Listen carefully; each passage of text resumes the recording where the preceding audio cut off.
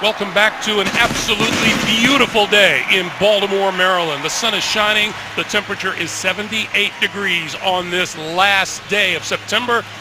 Joining us along the sideline, Evan Washburn. Evan. Well, Greg, the hardest thing for Ron Rivera to accept after that loss to Pittsburgh was the lack of discipline that his team played with, and that was no more evident than in the run defense. In the first 2 weeks, they allowed just 172 yards combined on the ground. The Steelers ran for 264 yards. Luke Kuechly telling us it started bad and then just got worse. He says it comes down to responsibility.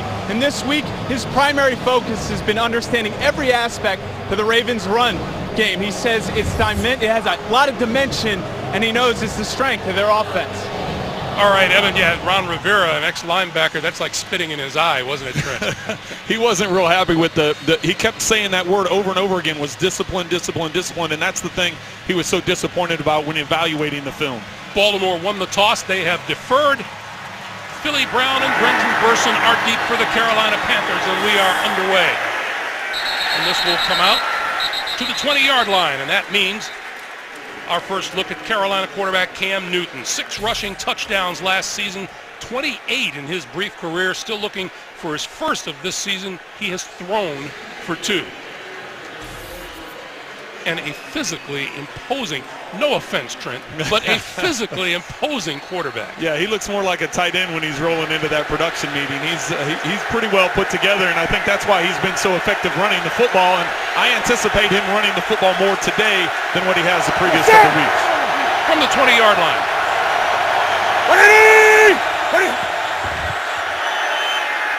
Newton under pressure got rid of it. Terrell Suggs coming in from the far side, putting the pressure on the Carolina quarterback. Well, Suggs one-on-one coming off the edge there against Byron Bell. He gets to the edge, and really they're trying to set up a tight end screen. You can see he's dumping it off to Olsen. We talked with Terrell Suggs yesterday. We said, you don't have a sack yet. He said, yeah, that's got to change. This is D'Angelo Williams. Left side for a couple. Let's check the offensive line for Carolina. Ryan Khalil at center, the veteran of the group in his 8th year from USC. And D'Angelo Williams in the backfield. Has missed the last 2 games with a hamstring injury. They are thin at running back. He will have to stand up today. 3rd and 6.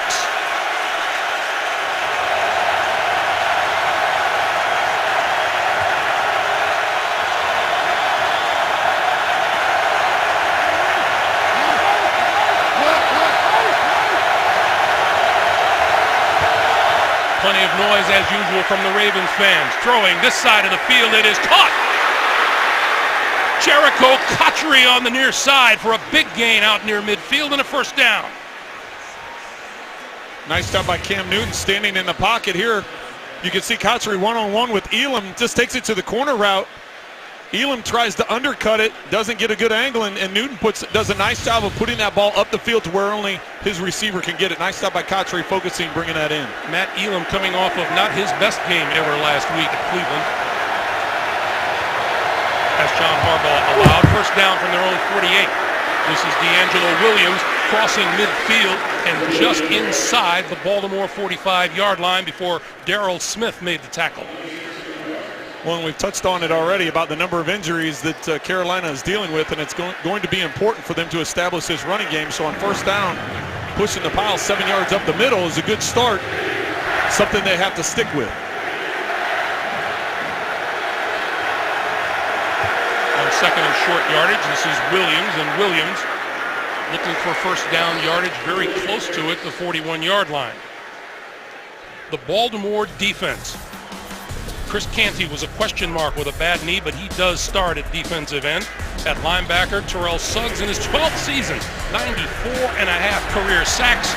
And on the corner, Ladarius Webb is not available today. Asa Jackson starts at corner in his place.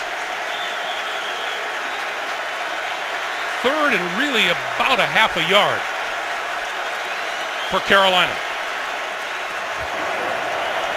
Play clock winding down in a hurry on Newton. It's down to 5.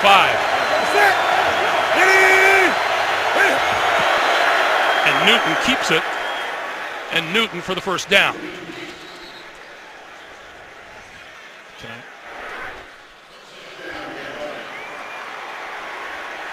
And we have late penalty markers flying now. Our referee today is Craig Rolstad.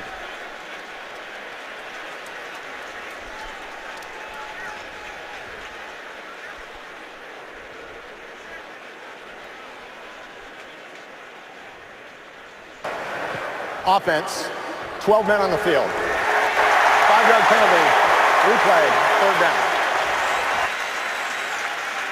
So that will back Carolina up 5, and it'll be 3rd and 6. Well, there was a lot of confusion as that play was getting ready to stop. Kelvin Benjamin came running off the sideline, and it appeared there were some personnel issues, and as you said, Greg, too many guys on the field.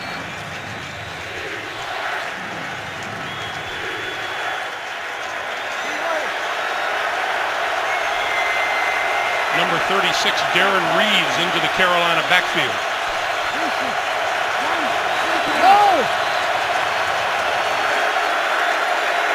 Newton standing in, throwing this side. That's complete and out of bounds just inside the 35-yard line is the tight end, Greg Olsen. Leading receiver after 3 weeks of this season for Carolina. That's his 20th catch of the year. Well, if you look at Olsen's numbers throughout his career, he's a very underappreciated tight end. He's put together solid numbers year in and year out. Last year leading Carolina in receptions and as Greg just said, leading the team again this season in catches. New set of downs for Newton and the Panthers. Newton still with the ball and time. Little pop to D'Angelo Williams as markers fly. And he is down at about the 26-yard line. Darrell Smith with the tackle. Let's check the flag.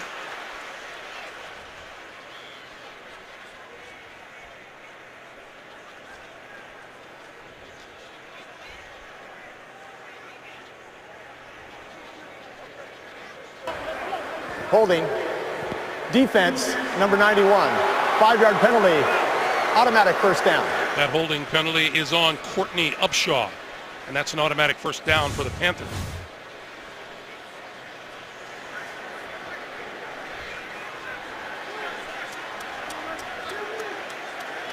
Had a little bit of a quick hold there on Ed Dixon, the former Raven.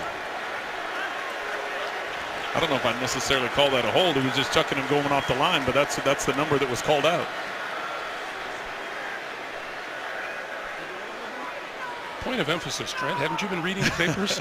But not off of outside linebacker defensive ends. You know, generally it's been the corner. I thought it was going to be called up top. I thought it was going to be called over there on Jimmy Smith against Benjamin, but there was that bump more than 5 yards down the field, so I thought that would be the emphasis, but got Upshaw. Were you this contentious as a player? I'm just asking. I usually had a few things to say to the officials, yeah. From the 29. This is Williams. Williams to about the 25. Cam Newton has been able to rebound fairly well in his short career after a Carolina loss. 14 touchdowns and 2 interceptions in those 6 games. 7-to-1 touchdown interception ratio is pretty productive. So good first drive here for Cam, and let's see if Carolina can finish it off. Movement on the left side. Both sides point to each other. Haloti Ngata and Pernell McPhee jumping from the Baltimore side. Craig Rolstad again. Neutral zone infraction. Defense, number 92. 5-yard penalty, still second down. So they get Haloti Ngata on the call. Trent, this is not going to be one of those penalty-free games, is it? It's not starting out that way, that's for sure. You look at, both actually coming into this football game, Baltimore's done a great job in not having a lot of penalties. So this is uncharacteristic, especially being right at the beginning of the game here on the first drive. Second and short yardage. D'Angelo Williams, the lone back behind Cam Newton. Williams it is. Second effort gets him the first down. Forward progress is going to be marked at about the 19-yard line, and that should be enough for the first down. Well, they're staying pretty consistent with their run calling. They've had a couple of big chunks in the passing game, but for the most part, they're sticking to it as far as trying to pound this run. D'Angelo does a nice job of spinning off that pile, and as you said, Greg, appears to be close to the first down, or appears to have the first down. Well, appearances being deceiving, Craig Rolstad is going to call for the measurement.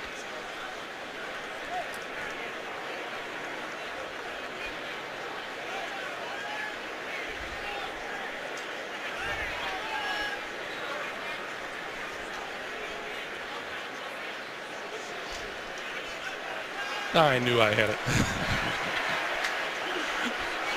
New set of downs for Ron Rivera and the Carolina Panthers. October 24 of last season, week 8, been 12 games since Carolina scored a TD on its opening drive. That ties for the second longest active streak in the NFL. And they did it when Cam Newton tossed a 1-yard touchdown pass to Greg Olsen. 2 tight ends in the game now for the Panthers, and Olsen and Ed Dixon. Straight ahead, D'Angelo Williams, and he's hit right at the line of scrimmage by big number 92, Nata. 6'4", 340 in his 9th season out of Oregon.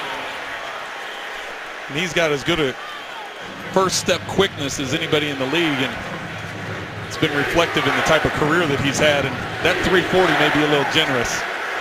You saw Steve Smith, the former Panther, sitting on the Baltimore bench waiting his turn.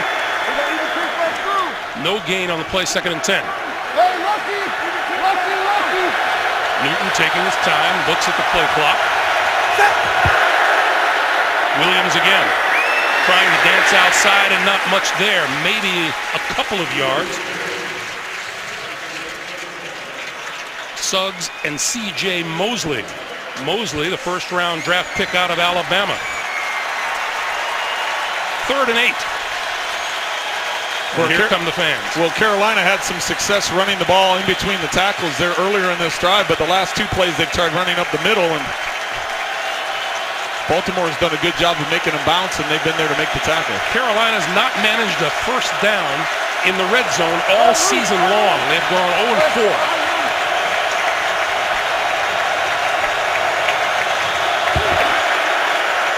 Newton, sideline, complete. Penalty marker is thrown. Kelvin Benjamin, the big rookie wide receiver. And the penalty looks like it's on him.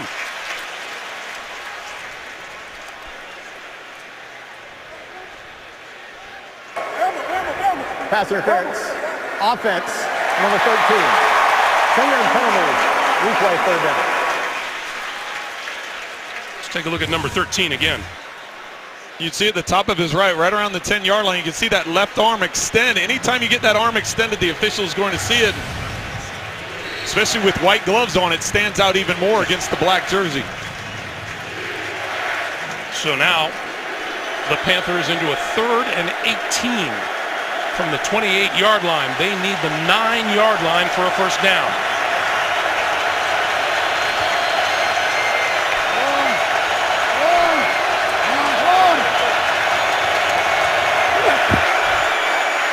Newton under pressure, and he goes down.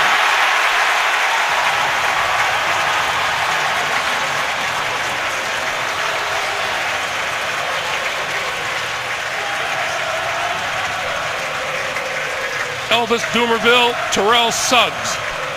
We talked about just a minute ago about Suggs. These guys coming off the edge, that's where the pressure is going to come from. It's Dumervil that really gets up the field and causes Newton to flush. And Suggs is there to help him finish it off. You could see Carolina running back Darren Reeves a little confused, not knowing who to pick up. Well, and that's a part of having those injuries. Having young guys in there in pass protection, that's a difficult thing, especially someone as skilled as Dumervil. The Baltimore Ravens have called timeout with 7:27 to play here in a scoreless first quarter. We're back to Baltimore right after this. A 7-minute, 33-second drive is going to come up short for Carolina as they kick it away. Brad Nortman kicking it to Jacoby Jones, who's back inside of his 10-yard line. Nortman trying to drop it inside, and it's a little too long and goes into the end zone for the touchback. So the Baltimore Ravens finally will get their hands on the football on offense. This is the NFL on CBS. The NFL on CBS is sponsored by Southwest Airlines. Without a heart, it's just a machine. Dodge Dart. Don't touch it. And by Verizon. More live games than ever before with NFL Mobile.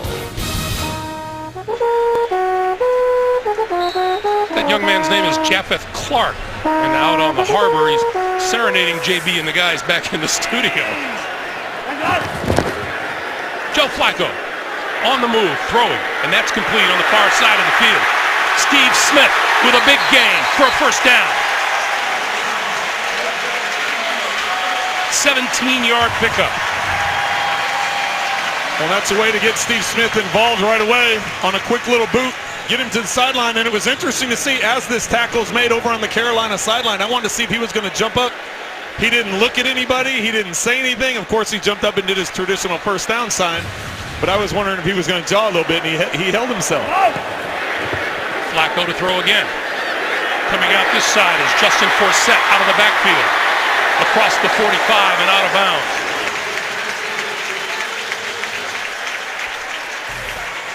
Here's Joe Flacco making his 100th consecutive NFL start.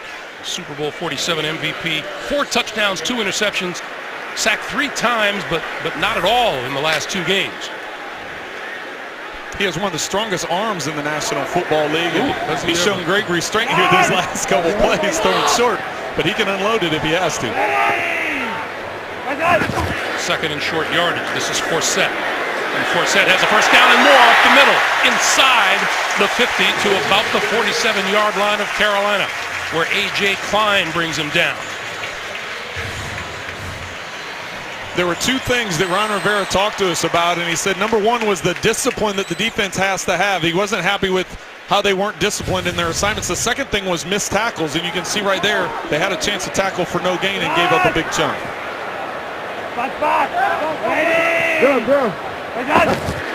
Flacco on first down, play fake, all by himself, rolling, throwing to the far side of the field, complete inside the 45 to Marlon Brown, and hit hard by Antoine Cason.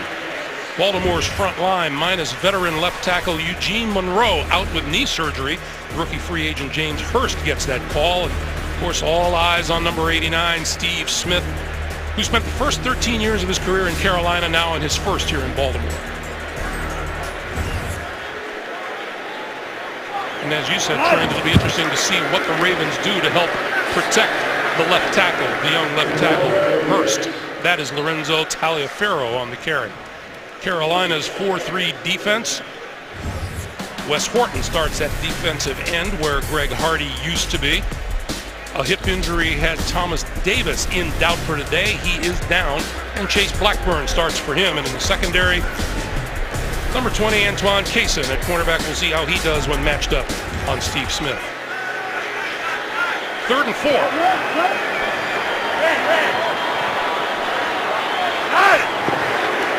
From the shotgun, Flacco with time and overthrows his intended receiver. Steve Smith. Steve Smith did get hit a little bit late, the ball overthrown. Benet Ben-Wickery, the 5th round draft pick. Well, you can understand from a defensive back standpoint, you're not watching the ball. At least there, you see the ball coming out on the route, and so Steve Smith is a little upset about that. But you can understand he's not watching the football. Philly Brown is deep at the 10-yard line for the upcoming kick from Sam Cook.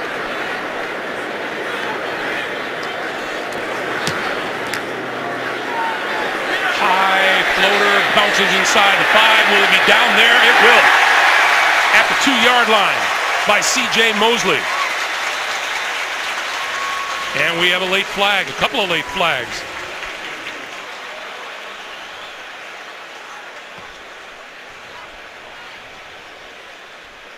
And a couple of the Panthers are indicating this is going to go against Baltimore. Well, Dwan Edwards is missing his helmet after that play ended. After the play, personal foul, unnecessary roughness, Baltimore number 50. That 15-yard penalty will be added at the end of the play. First down, Carolina. That penalty is on Albert McClellan. It allows the Panthers to get out of the shadow of their goalposts, and it gives us a chance to take a timeout. As we welcome you back to Baltimore, we want to take a moment to express our condolences to longtime CBS SAP announcer Benny Ricardo, who lost his dad Ramon on Friday. Benny, an NFL kicker back in the 70s and 80s, has dedicated today's telecast to the memory of his dad.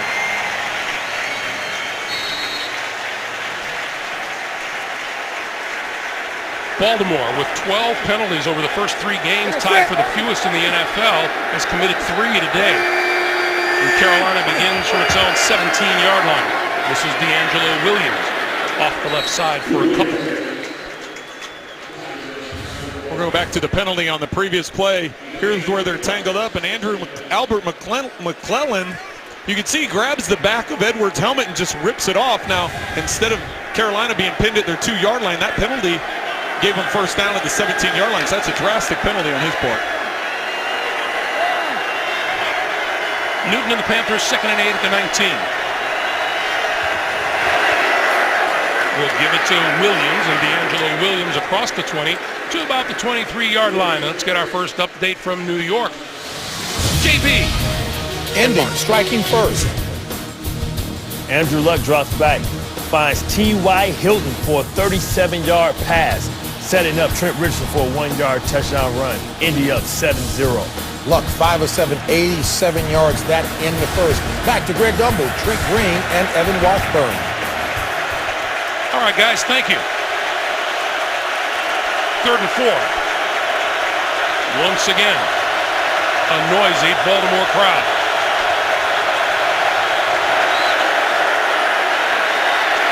Newton throwing over the middle, got his man out across the 30-yard line to about the 32 is Jason Avant. And that's a Carolina first down.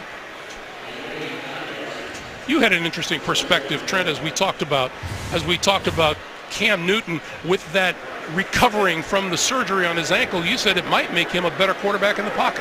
It could make him, long-term wise, it could make him a better pocket, where he's relied so heavily on his legs in the past.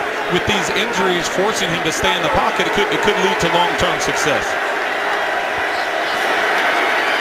This is Darren Reeves. Out to about the 35 for a pickup of 3 before he was pushed back. Haloti Ngata on yet another stop, this 5-time Pro Bowler.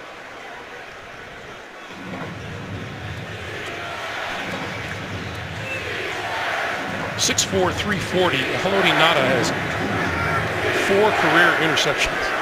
He's the only one with a pick so far this year for Baltimore, so he's a heck of an athlete. Short drop, too high for Benjamin. And it'll be 3rd down.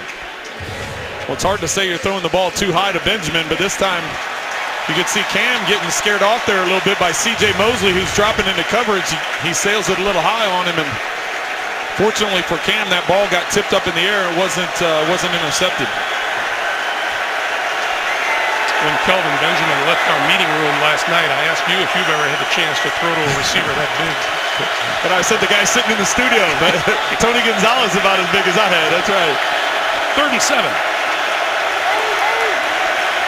Cam Newton wants the ball in a hurry, gets it, handed off to Reeves. Reeves up the middle to about the 40-yard line. It'll be about 2 yards short of a first down.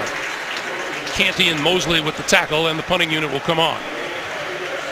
Well, in that series, Carolina, you could see, was changing up tempo, getting to the line of scrimmage and trying to snap the ball quickly. And that's something when you have a big defensive line like Baltimore and they're wearing the black jerseys on a sunny day. This could be something we have to keep an eye on throughout the rest of the game, just to see how they're able to stay in shape and catch their breath. Jacoby Jones with 9 career returns for a touchdown. 5 on kickoffs, 4 on punts.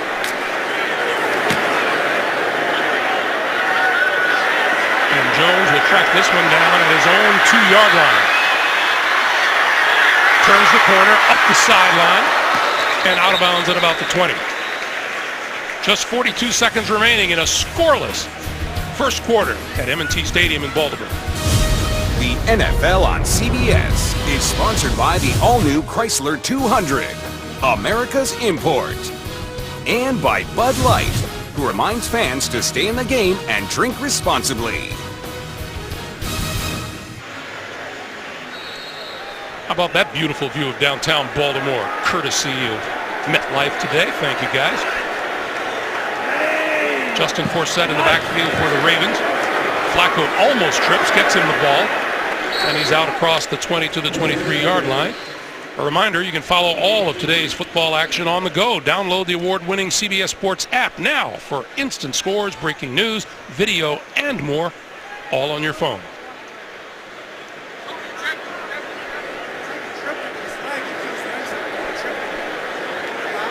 And it doesn't appear that they are going to get a snap off before time expired. So they'll wait it out. Both teams have had the ball. No points on the board. We go to the second. Nothing after one. Ready for the start of the second quarter. Monday on CBS, NCIS Los Angeles moves to its new night and time. Don't miss LL Cool J and Chris O'Donnell in the season premiere Monday night at 10, 9 Central, only CBS. Flacco and the Ravens start 2nd and 7, and Flacco to throw. Near sideline. That is grabbed by Steve Smith Sr. and out across the 30 for a first down. Baltimore's doing a good job of controlling the football. Everything coming out of Joe Flacco's hands has been quick throws. He's had a couple of bootlegs. He's had a couple of quick hitch throws like that, an out route earlier, trying to take some of that pressure off of the young tackle, Hurst. Let him get comfortable. This is Justin Forsett, and Forsett breaking free across the 35 out to about the 37-yard line. Let's go green, shall we? Well, going back to last week, Carolina with their defense, it's about discipline, gap discipline for their defense. And right here, as good of a player as Luke Kuechly is, he gets out of position. He over-pursues and gets into the wrong gap. Le'Veon Bell gets the cutback, and that's what Ron Rivera was talking about, maintaining that gap discipline, but also securing the tackle when you have a chance. This is Lorenzo Taliaferro, the 4th-round pick out of Coastal Carolina.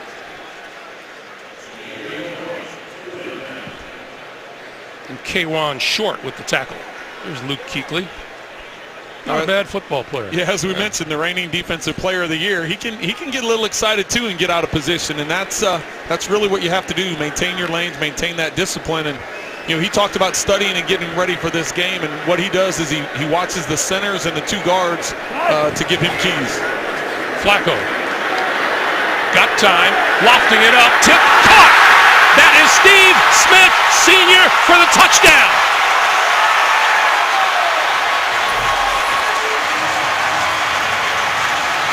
Owen Daniels tipped it, and number 89 was there. 61 yards.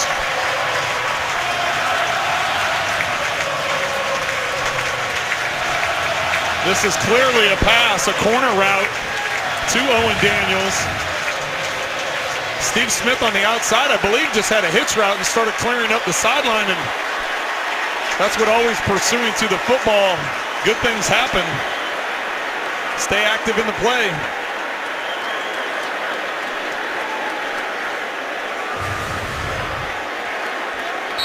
75 total touchdowns in a Carolina uniform. That is his 2nd for Baltimore. Graham Gano for the extra point.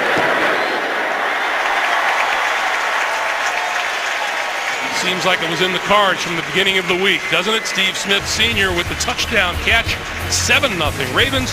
We're back to Baltimore in just a moment.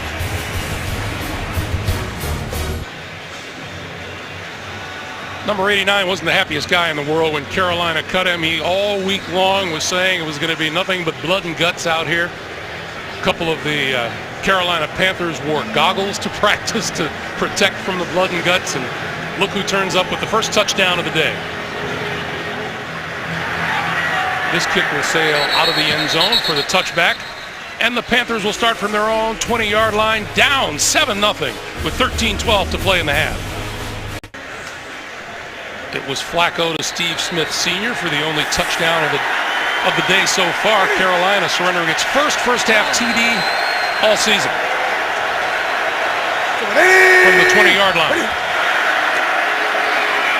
This is D'Angelo Williams for a couple. Let's go back to the touchdown that Trent, you say, really shouldn't have happened. Well, Steve Smith's on an out route here, and Owen Daniels is on a corner route, and this is a layered thing. And what Steve Smith does, he gets to the sideline, he breaks it off and converts it up the sideline. And what happens is we showed him talking to Joe Flacco, and he's over there saying, well, what happened was, because there's lots of times this happens, and the defensive back gets a big hit or gets an interception, and you're not supposed to be there. So this works out in Baltimore's favor, and Steve Smith is in the right spot. But you can see when we came back from commercial, he's talking to Flacco, and Flacco's like, hey, that worked out great, but you can't just convert routes on your own. This time, worked out great this time. 2nd and 8.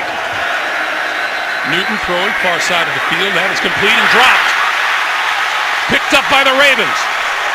Picked up by Courtney Upshaw, and let's see if it stands as a reception.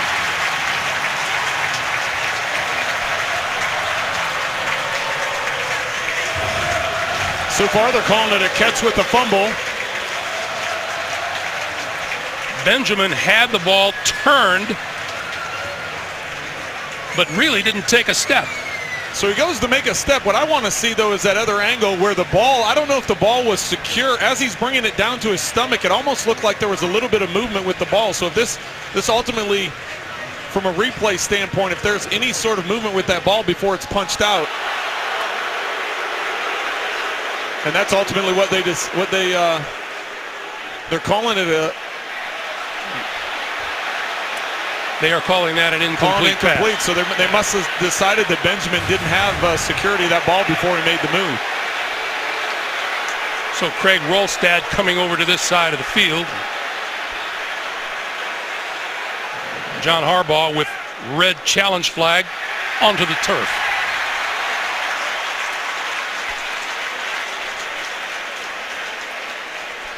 Just at first glance, though, Baltimore is challenging the ruling on the field of an incomplete pass. that was my initial gut, is that he didn't have the ball secure before it came out. Craig Rolstad will go under the hood. We'll take a break and come right back. The NFL on CBS is sponsored by the all-new 2015 Acura TLX. It's that kind of thrill. T-Mobile. And by Geico. 15 minutes could save you 15% or more on car insurance. Back in Baltimore, Craig Rolstad on the field has made his decision. The ruling on the field stands. It is an incomplete pass. Baltimore will be charged with a second team timeout. Our officiating expert, Mike Carey, back in our studios in New York. You agree with that, Mike? Well, my feeling is exactly what yours was, Greg, is that there was not enough time between the two elements to make that a catch. He didn't have time to complete a football move. I would have confirmed the incomplete just as you did. All right, Mike, thanks very much. We are in such trouble when Mike Carey starts to agree with me. I was going to say, he agreed with you twice on that. That was a good job. I have used up all my cachet. Well, it's important to note also that Baltimore now is down 2 timeouts. They wasted one earlier on a 4th down, getting ready for a punt. 3rd and 8 now. Newton with time, throwing far side of the field. Oh, what a catch and what a throw by Newton. He hit Jericho Cotchery in about as tight a window as you can ask for. As a quarterback, when we were in our meetings, this is what you call a handoff. Oh. There's absolutely nothing that the receiver has to do differently when he's running his route. All he has to do is put his arms up, and as I said, it's just a handoff, and it's hard to defend that kind of throw. 30-yard pickup. Carolina now in Baltimore territory, and Newton to throw again. On the move now, and throws it away. Sideline pass, but really wasn't about to let that one be intercepted. Well, and I know Cam is dealing with some injuries, but he didn't have that same burst getting out of there. Hey, with NFL Now, never miss another game highlight. You'll get instant game highlights on every mobile device. Download the NFL Now app today. Learn more at NFL.com/now. Data rates may apply. Nothing wrong with Cam's arm, was it? No, he's got that's definitely the weapon that hasn't, from an injury standpoint, he's still got a lively arm, that's for sure. 2 strong-arm quarterbacks on display this afternoon. 2nd and 10. Newton That's complete inside the 40 to the 35-yard line to Jericho Cotchery. Cotchery, 7 seasons with the New York Jets, 3 with Pittsburgh, his first with the Panthers. He does a nice job of that. Once he catches that ball, a lot of times young receivers, and Cotchery's not a young receiver, but a lot of times the young receivers, they'll turn and they're not sure what to do. That time he just turned and got upfield and was able to get the first down. Good decision. From the Baltimore 34. And looks like a false start. False start. Offense, number 66. 5-yard penalty. Still first down. That's the left guard, Amini Silatolu.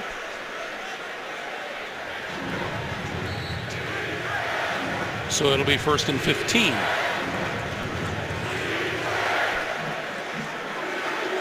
Talked about all those injuries as you look at Steve Smith Sr. All those injuries that Cam Newton has been fighting, not the least of which the rib injuries. And I asked you before the game, how difficult is it to throw with that apparatus protecting him?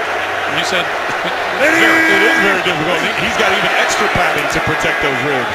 Newton with time over the middle, wide open as Reeves out of the backfield, and Reeves stood up at about the 31-yard line. We get another update from New York. Send you back to the NFL today. JP Hartscott. Pittsburgh is battled back. Yes, Roethlisberger finds Antonio Brown for the 11-yard touchdown, erasing a 10-point deficit. We're now all knotted up, 10-10. Greg Gumbel normally doesn't like nicknames. Stay up. Greg Gumbel normally doesn't like nicknames, but back to the G&G boys. Oh, thank you, JP.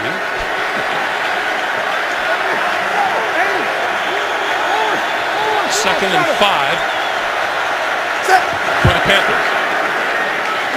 D'Angelo Williams trying to turn the corner left side. He does inside the 25 and out of bounds. And is limping just a bit on the sideline. This is D'Angelo Williams, who has been suffering a hamstring injury lately. This one looks a little more.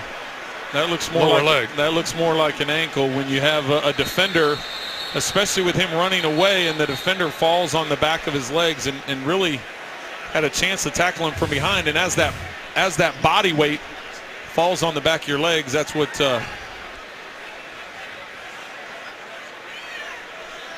So as they look at D'Angelo Williams, we'll take a break.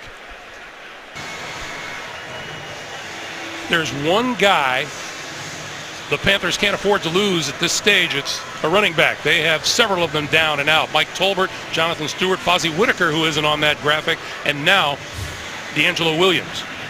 And we've already mentioned several times about the injuries to Cam Newton and his ineffectiveness running the football. Here you can see Smith as he goes right down the back of D'Angelo Williams' leg. He gets pressure on the outside of the ankle. That leaves Darren Reeves and Torrin Poole as running backs, and Reeves is in there right now, number 36. Newton with the play clock below 5. High snap, he handles it. This is Reeves looking left side, no good. Lost yardage, lost his helmet. Darian Stewart coming up from the secondary. Well, Baltimore does a nice job of stretching this out, not giving him any lanes to cut up the field. And as you stretch it, the speed of the Ravens just close in and don't let him turn it up on the corner.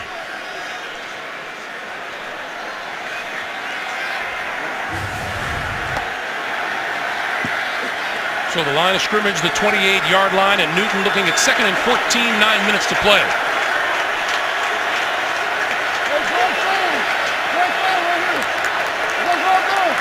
He needs the ball in a hurry, and he got it. Pulls it down, and he's on the move. Looking and throwing it away. Closest receiver was number 82, Jericho Cotchery, but it was nowhere near him. It'll be 3rd and 14. And that time Baltimore brings secondary pressure, and don't be surprised if they continue to bring secondary pressure. Elam was the one that came through, and I know D'Angelo Williams appears to be back on the field right now, but if they're going to have those young backs in there, Darren Reeves being a rookie out of Alabama Birmingham, they're going to have those young backs in there. Look for the Ravens to test those guys in pass protection. D'Angelo Williams to the left of Cam Newton on 3rd and 14.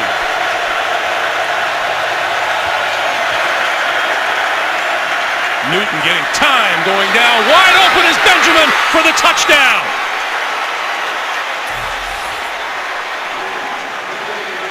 What a rocket.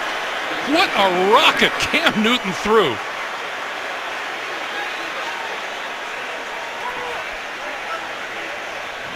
We talked about arm strength between Flacco and Newton, and there he exhibits incredible arm strength. Nice job with Benjamin on his release, but you can see Smith thinks he has help over the top. Darian Stewart, it's a cover 2 safety. There is no threat down the middle of the field. As a safety, you have to know that Benjamin is on the outside. You have to get over there and give help over the top for Jimmy Smith. Graham Gano for the tie. And it's good.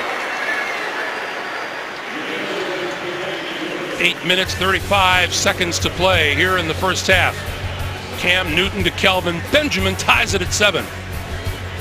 The NFL on CBS is sponsored by the Home Depot. More saving, more doing. That's the power of the Home Depot. And by Chick-fil-A. We didn't invent the chicken, just the chicken sandwich.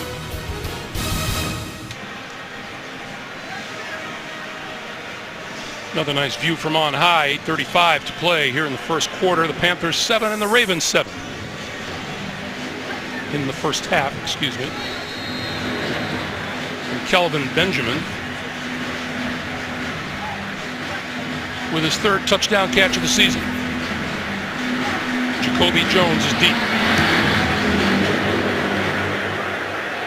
And it takes a hop and through the end zone. It'll be touchback. Let's go back to the touchdown, Trent. What I was talking about with the safety in cover 2 right here, Darian Stewart, he's the responsibility of this entire half of the field, and you get a vertical route out here on the outside.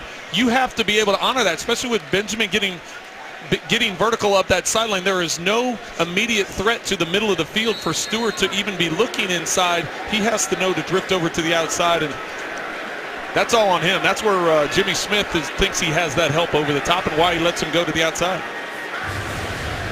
So now Flacco on first down under pressure over the middle. He's got his man, number 89, Steve Smith Sr. Smith Sr., so we don't confuse him with his son, Steve Smith Jr.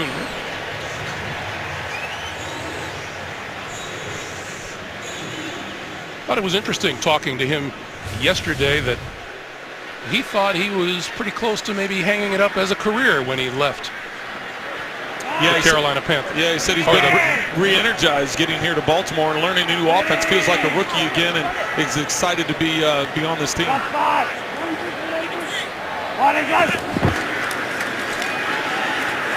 This is Forsett breaking free to the sideline into Carolina territory. Forced out of bounds by Josh Norman.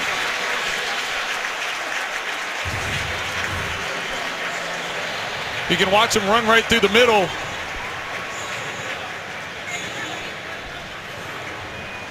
You can see Kuechly there. He's trying to get some pressure, and you can see everybody maintain their gap discipline. We talked about that beforehand, but Forsett's able to just find a gap and leak to the outside. And that was a problem for Carolina a week ago in Pittsburgh. Flacco with the ball. Flips it out here to the near side. Owen Daniels with blocking. Inside the 30. They'll mark him down at the 30-yard line, but that'll be good enough for another first down. A.J. Klein and Luke Kuechly, who is as quick as any linebacker going sideline to sideline in on the stop. Daniels does a nice job of chipping there. He knows he's got a release for the tight end screen, and that's one way to slow up a defense if they're getting upfield.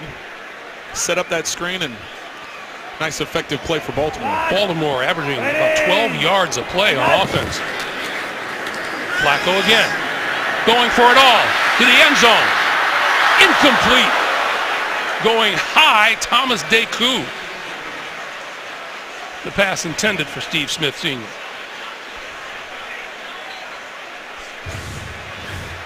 When Deku comes from the other side of the field, Joe just leaves that ball. He hangs it up a little bit too much. It's got to be a little bit more of a firm throw.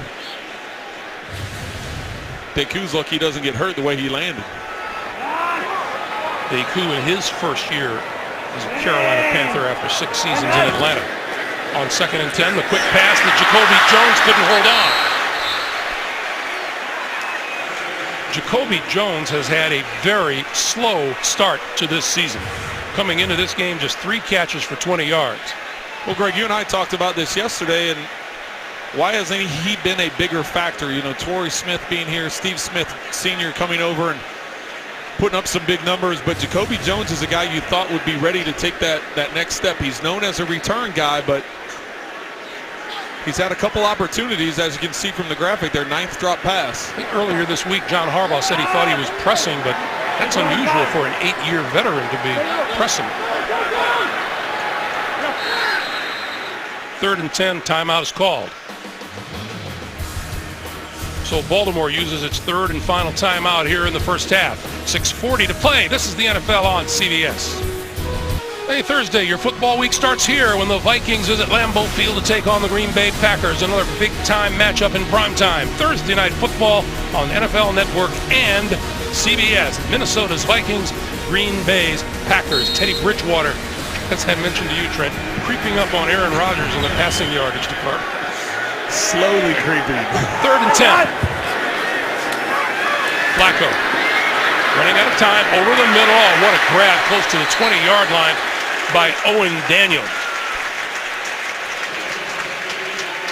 Let's go down to Evan Washburn. Evan. Well, guys, an update on D'Angelo Williams. He took some tape on that right ankle and tried to walk it out and was talking with athletic trainers and doctors.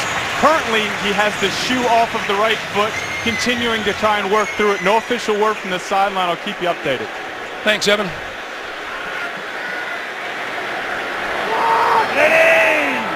First down at the 20-yard line. This is Forsett. Forsett still on his feet, inside the 15, fighting his way to the 11-yard line. Deku up from the secondary to make the stop. Justin Forsett, the 7th year back out of California, and teammate with Thomas Deku at Cal from 04 to 07. It's kind of like a little reintroduction.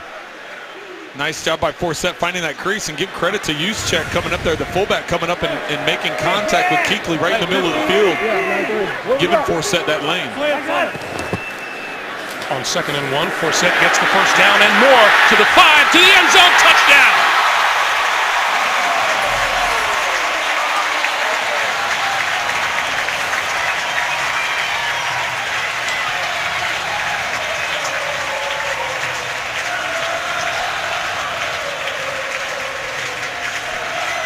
Carolina with the worst red zone defense in the National Football League in this young season.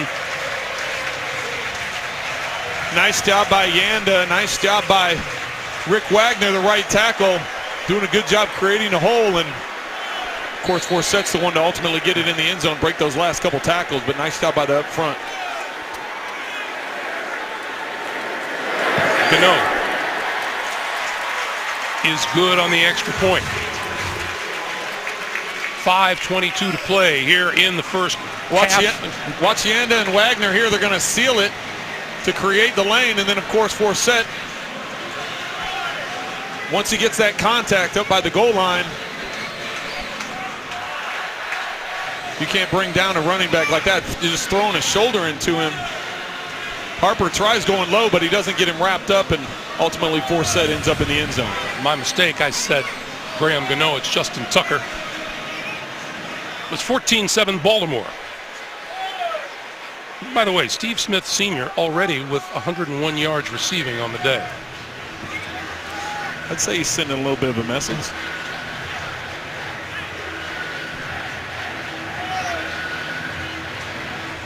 But I will have to defend Carolina a little bit. You look at what they've done. They've revamped their receiving core. They go out, they get Kotri, they get Avant, they draft Benjamin.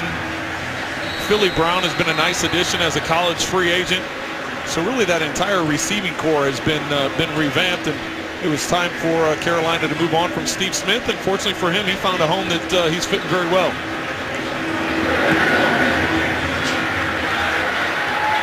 This one will not be returned, and so the Panthers will start from their own 20-yard line. Let's talk about number 89 and his day so far, Trent. They've utilized them a couple of different ways. Short underneath here, they just try getting the ball quickly. First play of the game for the Ravens. Does a nice job turning the ball up the field, and he's always had such a nice low center of gravity, been able to keep his feet. This one he's out of position. The long touchdown, he's out of position, but he does a nice job of catching that tip ball and converting it into a 61-yard touchdown. His 49th career 100-yard receiving game. So Baltimore out of timeouts. Carolina with all three of theirs. Darren Reeves, no gain.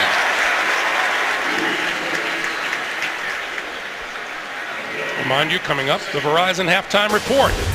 JB and Company will have all the latest NFL scores and highlights, as well as a preview of Thursday Night Football coming up on the Verizon Halftime Report.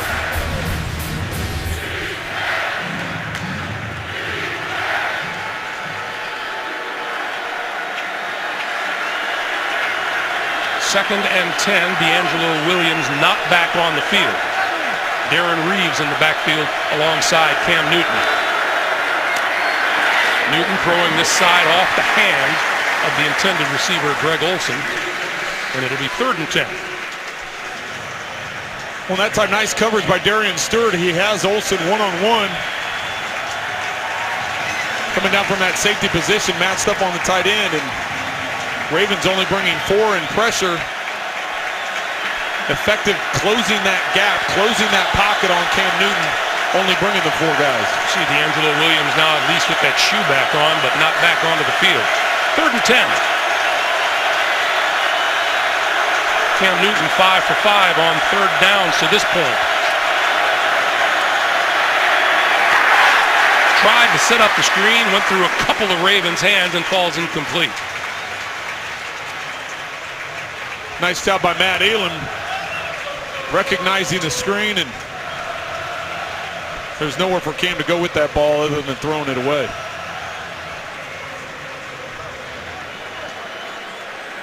So Brad Nortman will have to kick it away to that man, Jacoby Jones.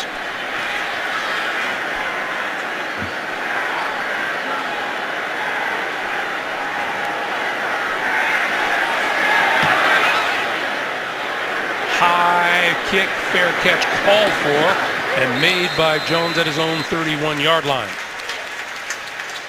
So that's where Flacco and company will start with about 4.5 to play. And a reminder, Saturday here on CBS, the best game from the best conference gives you a top 10 showdown.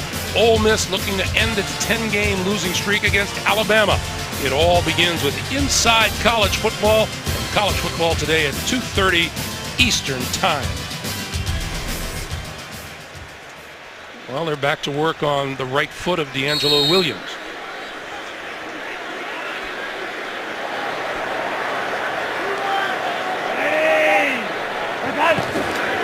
Flacco to throw on 1st down, over the middle, incomplete. Falling to the turf at the 40-yard line is Owen Daniels. And Carolina decided to turn up the heat that time, rushing 5, going to a man-to-man coverage. Flacco tried getting Daniels, as you said, but just slipped on his route.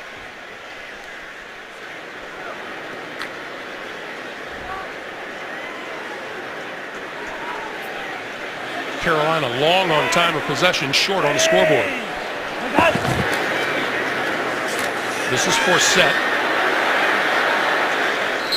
And Forsett out to the 36-yard line. Forsett's got a little dance in him, doesn't he, when he hits the line of scrimmage? He's done a nice job. He does an effective job of buying some time behind the line of scrimmage, waiting to find that lane, and when he finds it, he's got a good burst to get through there, and he's done an effective job spinning off the tackles as well and picking up the extra yardage. There's Gary Kubiak, the offensive coordinator for Baltimore, the longtime head coach at Houston. 21 years a coach in the NFL.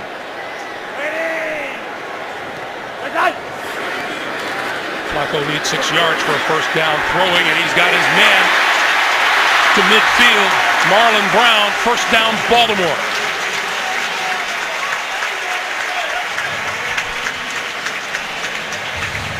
There's that arm strength we talk about with Flacco, but nice job by Brown. You see him come back to the football.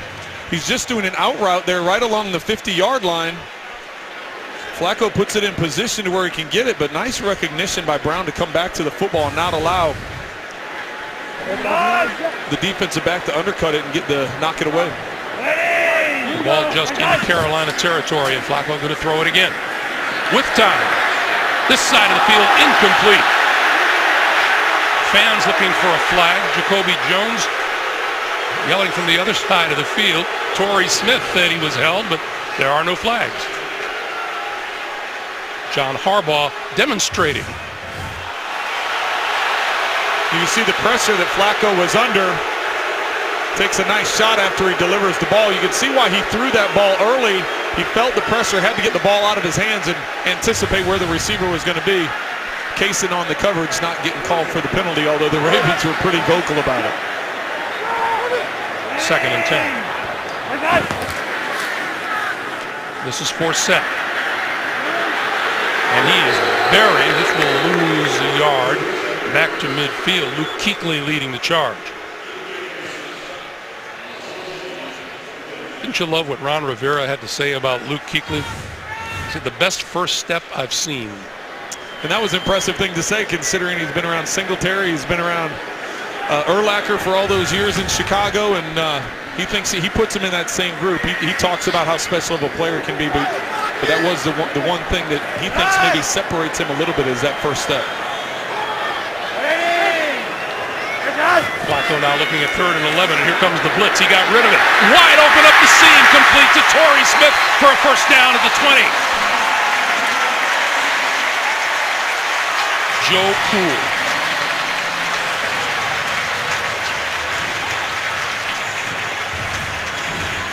And that was one of the things, you talk about Joe Cool, that was one of the things that Kuechly talked about. He said, you know, you really can't fluster him. He doesn't get affected by it. He's like an Eli Manning. They just stays calm. Takes us to the 2-minute warning. 2 minutes to play in the first half here in Baltimore. And the Ravens knocking on the door once again. Carolina's defense performed pretty good in the first half until today.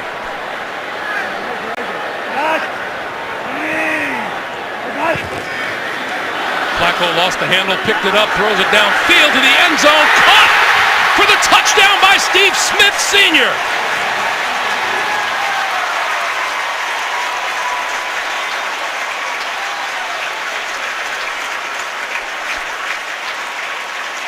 Well, that play was messed up from the beginning. It finished the right way for Baltimore, but Crockett Gilmore, the tight end's trying to run out on the field. He gets all the way out to the field. And pass interference, defense, number 23. Our penalties decline. The result of the play is a touchdown. Flacco waves him off, tells him to go back to the sideline, and then he drops the snap. He picks it up and just throws it to the back line of the end zone. Nice adjustment by Steve Smith Sr. with White draped all over him. Yeah, Melvin White with a bit of an early hit.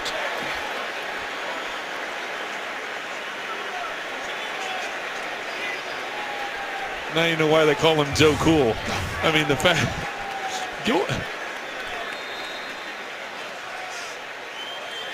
Gilmore came all the way out almost to where Flacco was standing.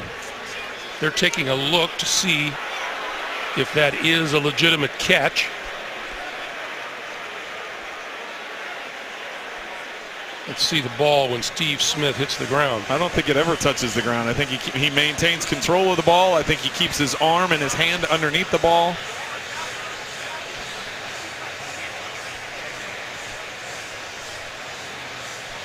What's the idea when a DB just grabs a guy in the end zone, is just hoping for the 1 yard line rather than a touchdown? Well, yeah, that's the mentality. You know you're beat. You know, and a lot of times you see it on the double moves where the guys do the hitch and go, slant and go, out and up. If you're beat badly, you might as well take the penalty and not give up the 6. Craig Rolstad is looking at this under the hood. Steve Smith Sr. today, 5 catches, 122 yards, 2 touchdowns. His first multi-TD game since week 1 of the 2011 season. Here's Craig. After review, the ruling on the field stands. It is a touchdown.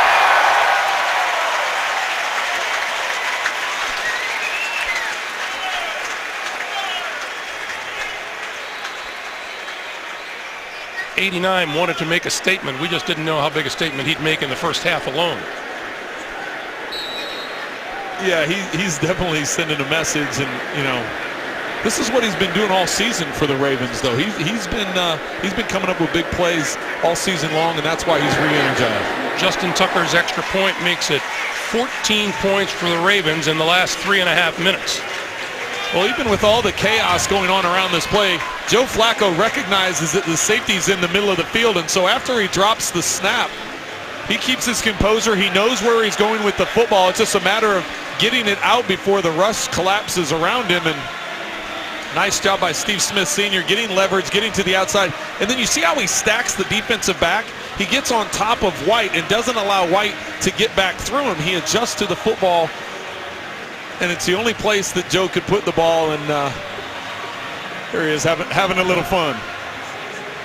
Carolina's defense, 9 points allowed in the first half of the first 3 games of this season, 21 points allowed today. Well, and Ron Rivera, go back to last night when we were talking with him. We just talked about discipline. It's about guys, the discipline of the defense, and that's what they had those first couple weeks of the season. And he said it's been lacking, especially the second half last week against Pittsburgh, and then of course transferred over to the first half here in Baltimore. Baltimore 21, Carolina 7.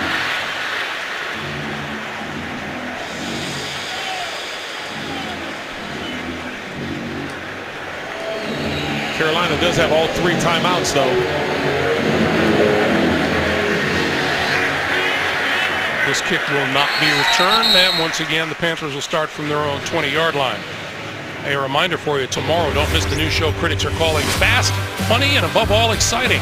Catch the new hit drama Scorpion tomorrow at 9, 8 Central after The Big Bang Theory only. CBS.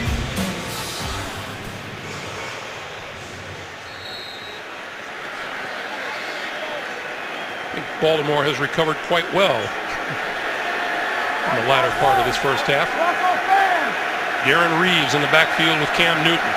Panthers have all 3 of their timeouts remaining with 1:53 on the clock. Newton, far side of the field. That's complete. And bounced out of bounds is Jericho Cotchery by Asa Jackson.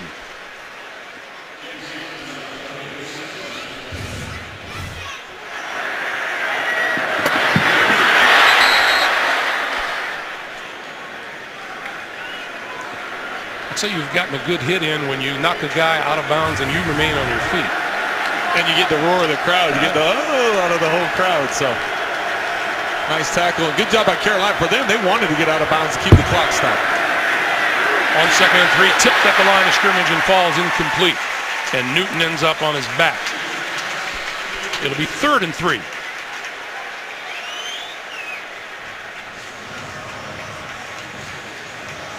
D'Angelo Williams, a spectator still from the sideline. Keep an eye on right there. He's going to be able to get up and get a hand there. Mosley.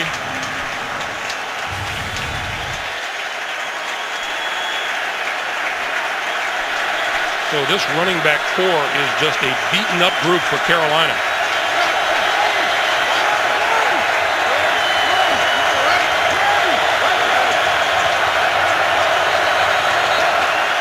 And another false start. False start, offense, number 88, 5-yard penalty, still 3rd down. That one's on Greg Olson, and Ron Rivera is going to have to do some regrouping at halftime because things are just starting to go sideways. Yeah, and that just comes down to concentration and focus right there. And I know Suggs gave him a little bit of a flinch, but not enough to make Olson move. And I know I just got through talking about the timeouts that Carolina has left, but they need to get a first down. Otherwise, Baltimore's going to get another crack at this before the half.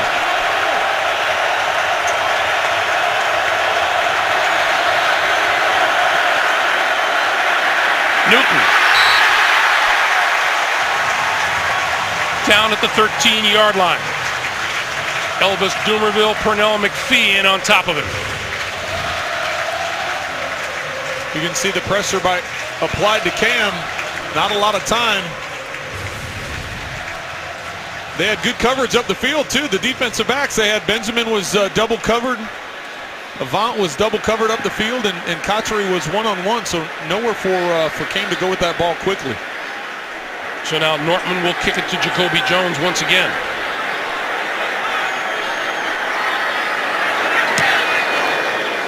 High, and a fair catch called for and made at the 36-yard line.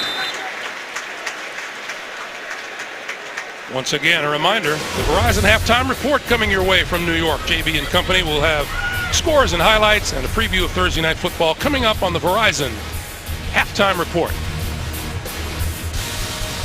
So the Ravens have no timeouts remaining, 57 seconds on the clock, but everything seems to be going just right for Joe Flacco and company. Would you expect a few shots at the end zone? Well, they're going to definitely take some shots up the field, and with Flacco's MO, he will take some shots at the end zone as well. Flacco will pop over the middle and almost intercepted by Kuechly.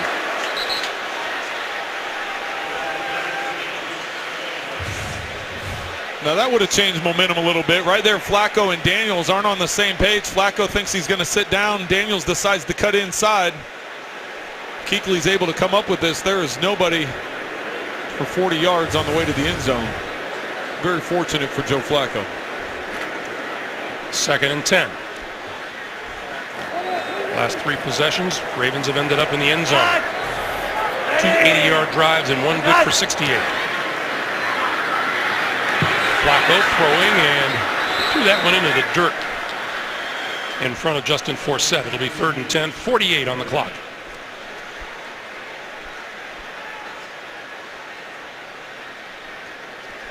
It'll be interesting to see what Carolina decides to do here. If they bring pressure to put it on Flacco or drop back into coverage and play the sticks and try and rally and make the tackle and then use one of their timeouts to preserve themselves some time.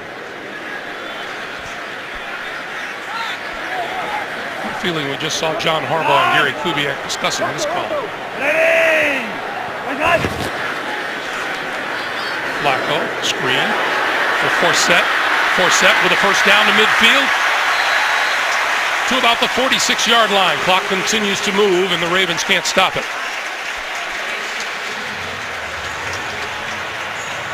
Half a minute to play.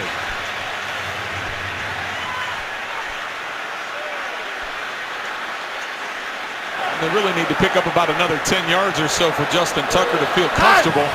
He's got a big enough leg. That pass inside the 40 to Daniels.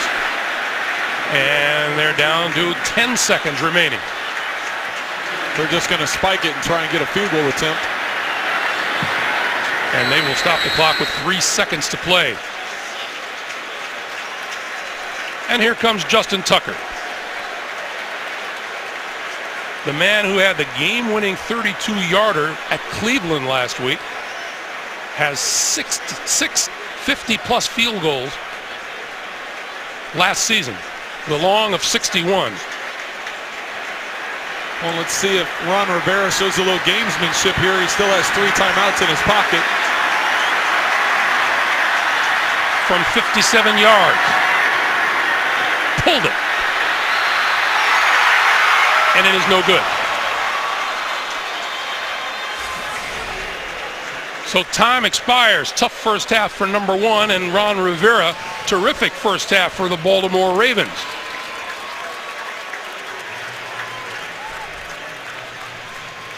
The Ravens leave the field with a 21-7 lead, and things just began to go right. And you get the feeling that Joe Flacco will have more of an understanding and more of a rhythm as things started to unfold in the first half. That's the end of the first half. The Ravens 21 and the Panthers 7. We're back with the Verizon Halftime Report after this message and a word from your local station. You're watching the NFL on CBS. It has been a Baltimore first half. And Ron Rivera, the head coach of Carolina, talking about having to make some adjustments after last week's defensive effort. The adjustments haven't worked, at least so far. Meanwhile, for Steve Smith Sr., it has been an outstanding day. The ex-Carolina Panther scoring 2 touchdowns. And let's take a look at the DirecTV Ultimate Picture Cam. It was Joe Flacco throwing for Owen Daniels and tipped to Steve Smith Sr. Sometimes that's being fortunate as a receiver. He was definitely in the wrong place.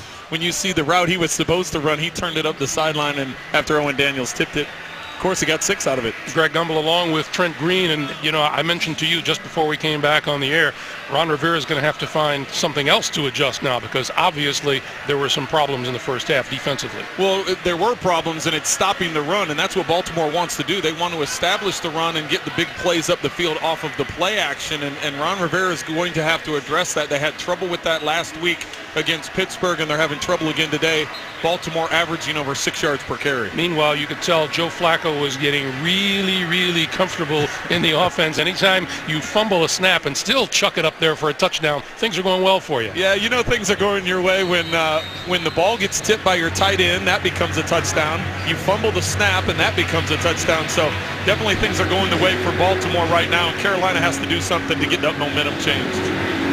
Baltimore gets the ball here first in the second half through the end zone for the touchback out to the 20-yard line, and we check in with Evan downstairs. Evan.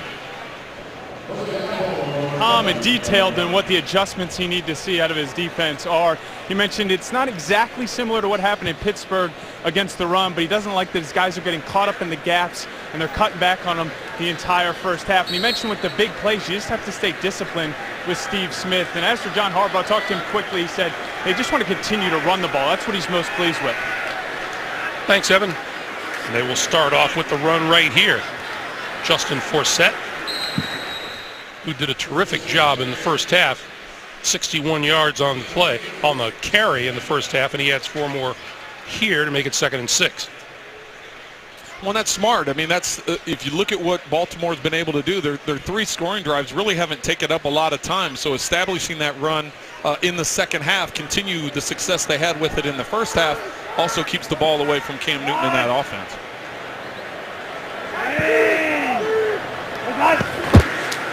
Flacco on 2nd and 6 still has the ball, throwing out into the flat. That is Forsett, and Forsett out of bounds a couple of yards short of a first down. You can see with the run being established, or already established for Baltimore, they want to do the play action pass and push the ball up the field. Flacco does a nice job of not forcing it. You can see he takes a lot of time in the pocket, knows where his outlet is, dumps it off, and makes this a more manageable 3rd down.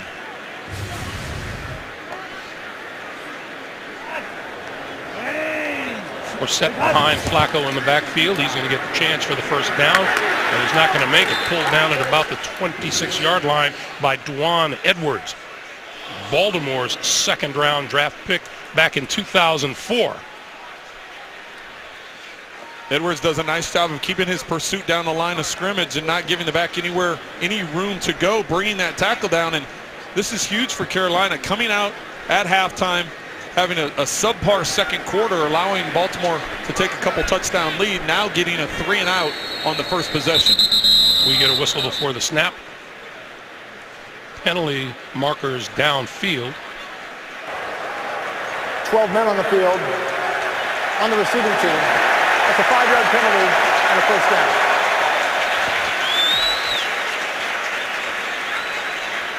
That's just unforgivable. And just as I got through saying that they're going to get off the field here, you can see 4, 5, 6, 7, 8, 9, 10, 11, and then back here is your 12th. Just as you're saying you get a 3 and out, you get them off the field, get some momentum coming out in the second half, then you go and make a mental mistake like that.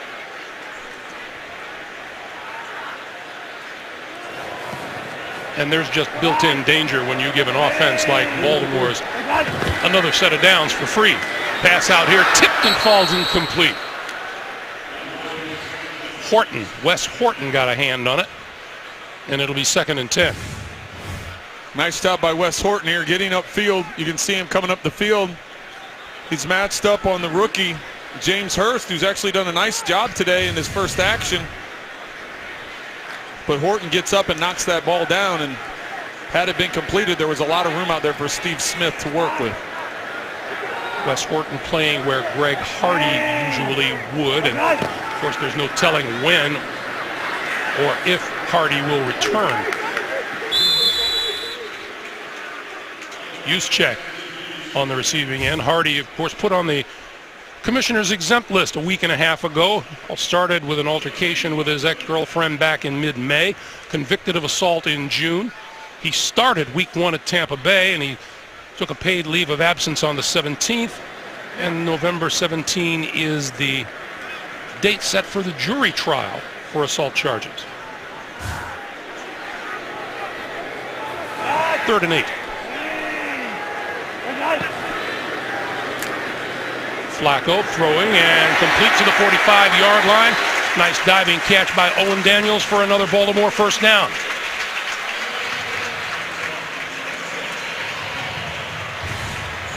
Well, that's what Steve Smith has done. He draws the attention of a couple defenders. You'll see to the right side of your screen here, Roman Harper is running to the outside, number 41 there. Roman Harper is running to the outside to try and give help on Steve Smith, leaving that window open for Daniels to sit down after he gets past the first down marker.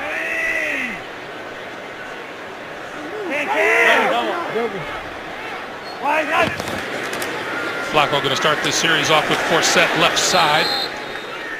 Out across the 45 to about the 48-yard line. Kuechly in on yet another tackle. He's kind of a tackling machine, isn't he? He has, and ever since he came in the league, you know, Rookie of the Year his first year, and then last year Defensive Player of the Year in year number 2. And he was very frustrated. We had a chance to talk with him yesterday, and he was very frustrated with the play of the defense in the second half against Pittsburgh. And he talked about discipline. He talked about wrapping up and making tackles, and he can't be happy with the way the second quarter went. On 2nd and 9, Flacco under pressure, got rid of it, down the sideline, incomplete. Intended for Torrey Smith. There's a flag back there around the 31-yard line. And this is going to go against Carolina.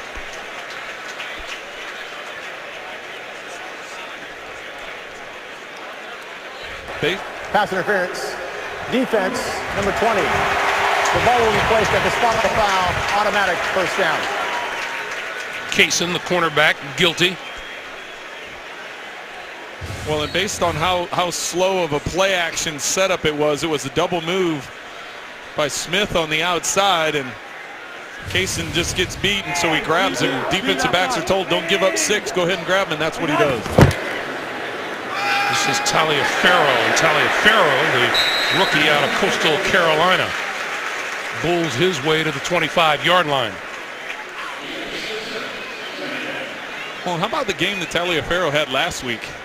Get an opportunity and put up some nice numbers, and we'll get more of an opportunity today.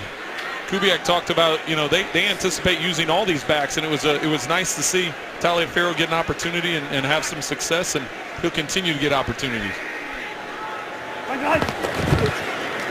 Flacco giving it to Taliaferro again. In this day and age, don't you need at least 2 that you can count on, Trent? That's what it seems like, and you know, running backs around the league don't want to hear it because it takes away the value of how much a running back is worth. But really, with the way offenses have gone to more of a pass offense, you need to have someone coming out of the backfield that can catch the football. But it's also important to have someone that's a grinder too to pick up those tough yards. 3rd and 3. Flacco going to throw for it. Going to lob to the end zone. Caught by Torrey Smith for the touchdown.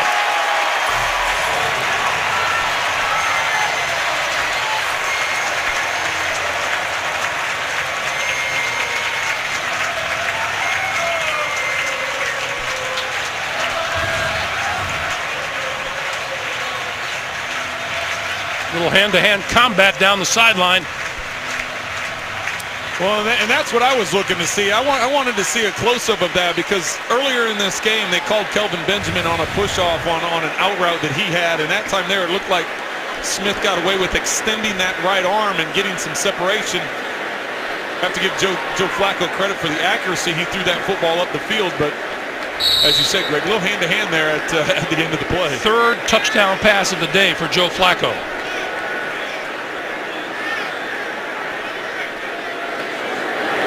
Tucker's kick is good. 9:51 to play in the 3rd. The Ravens extend their lead. 28-7. Baltimore.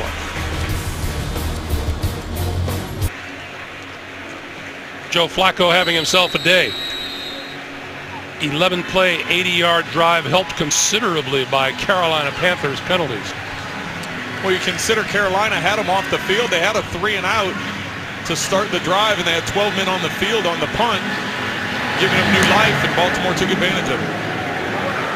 This one returnable. Philly Brown out of the Carolina end zone. And wrapped up before he can get to the 20-yard line by Anthony Levine. Let's go back to the touchdown. We got Steve Smith one-on-one up here and Torrey Smith one-on-one at the bottom. You got 7 guys in the box for Carolina. They're going to bring pressure, leaving man-to-man, a safety in the middle of the field, and basically it's which matchup as a quarterback do you like the best? And obviously Joe Flacco liked the matchup of Torrey Smith on Kaysen. Laid it right over the shoulder for the touchdown. Carolina's big obvious problem right now, they can't stop anyone. Darren Reeves in the backfield. D'Angelo Williams starts this series on the sideline. And this is Reeves for not very much. Ball whistled down. Let's go down to Evan. Evan. Well, Greg, I can update the D'Angelo Williams injury that occurred at the 10-minute mark of the second quarter. He's out for this game with a right ankle injury. Now this continues to test the depth of this Carolina running back core. It's now Darren Reeves and Torrin Poole's job to get done. Back to you guys. Yeah, you're right, Evan. That is where D'Angelo Williams suffered the injury, missed the previous 2 games with a hamstring, so no D'Angelo Williams, no Jonathan Stewart, no Fozzie Whitaker, no Mike Tolbert. And a banged-up Cam Newton, who's generally a running threat as well, so not getting any easier for the Carolina Panthers. Time running down on Newton. He needs the snap, and he gets it. The handoff to Reeves straight ahead. And Reeves to about the 20. Haloti Ngata with the stop.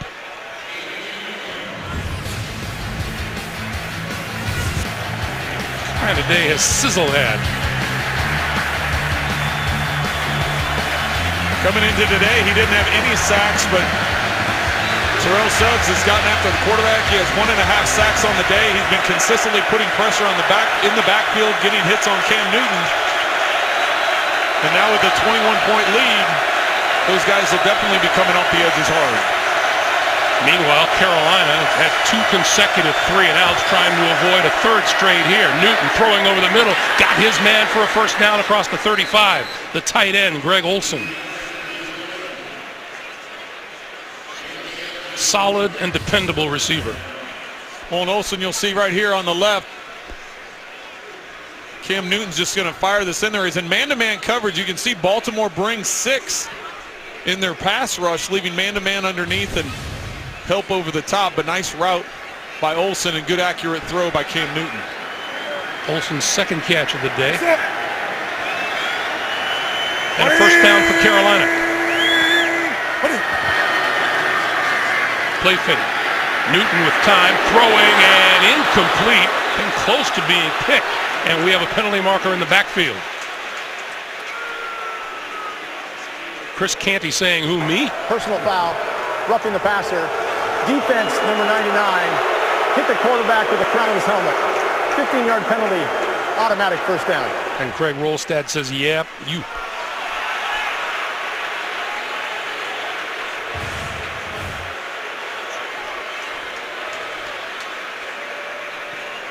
All right, Canty lined up right here.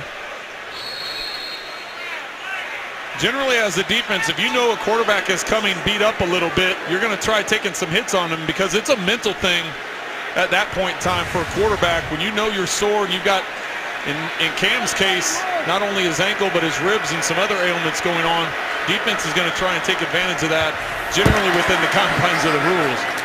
This is Darren Reeves, and Reeves just inside the 45-yard line. Time for another NFL Today update. Once again, James Brown, Bart Big Scott. money JJ. And earning every penny of it. J.J. Watt, known for the Kende Mutombo impersonation, he decides to keep it this time. The big man rumbles 80 yards for the touchdown pass. Houston up 14-10, getting it done. Greg.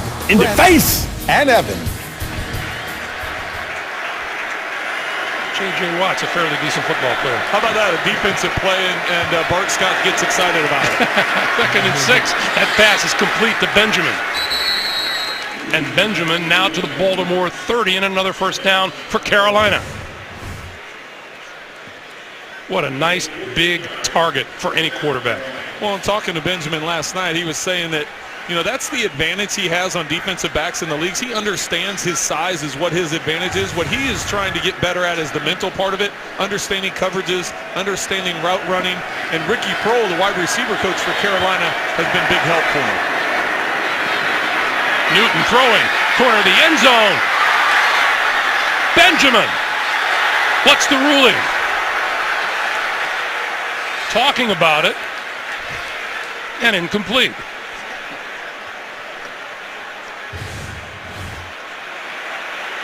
Let's keep an eye on his feet where he has this ball. He doesn't have control of it yet. Yeah, that's definitely incomplete. He was bobbling it initially. That first foot looks like it comes in. The second one's on the line. But by the time he secures the football,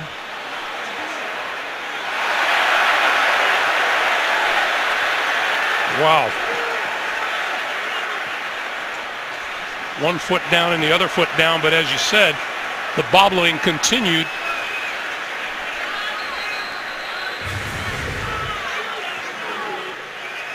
And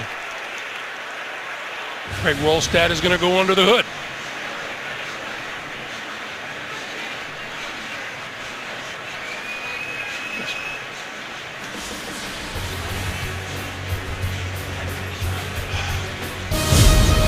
NFL on CBS is sponsored by Southwest Airlines. Without a heart, it's just a machine.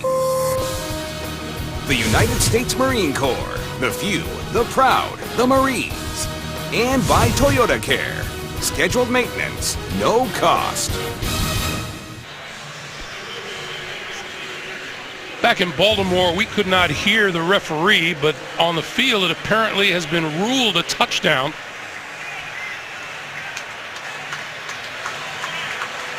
Craig Rolstad went under the hood, and while he's doing that, the teams are coming back to the original line of scrimmage. Well, as I said before the break, it appeared as he was bobbling the ball initially when that first foot went down. So the ruling on the field has been reversed to an incomplete pass. The receiver was unable to get 2 feet down in bounds after the bobble. It will be Carolina ball, 2nd down and 10 on the 30-yard line. And Mike Carey back in New York. You saw that play. What did you think? Yes, Greg, remember, the process of the catch does not start until the bobble stops. When he got clear control, the right foot hit out of bounds, a clear incomplete, and a reversal to incomplete. So what you're saying is Trent was right on that call. I'll take it. Take your pick. Thank you, Mike. Cam Newton deep and on the move and directing traffic, but he's going to carry it and down the sideline close to a first down at the 20-yard line. Well, and I think that's a little bit of a difference of Cam Newton this year as opposed to previous years. Previous years, he probably gets towards the sideline and then cuts it back in to try and pick up the first down. You can see he still has his mobility getting out of there on the spin, but as he gets towards the sideline, I think in years past he cuts that back inside to try and pick up the first down instead of leaving this 3rd and short. So he's out of bounds at the 23. Just to be clear, the original call was a touchdown on the field, but he did not gain control of the ball until he had stepped out of bounds. On 3rd and 3, this side of the field, catch is made by Jericho Cotchery for the first down. And he's out of bounds at about the 17. And Newton pulled up off the turf. Well, and that wears on you. The hits get accumulated when you come up. When you come into this game already dealing with some things, and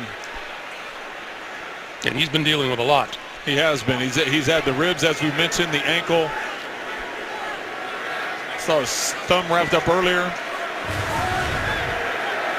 He took a low hit last week against Pittsburgh. That time there it went a little low. You saw Derek Anderson getting loose on the Carolina sideline. This is Darren Reeves, and Reeves to about the 15-yard line. Last week, Newton took a couple of big hits against the Steelers. One near those ribs and another down by that surgically repaired left ankle.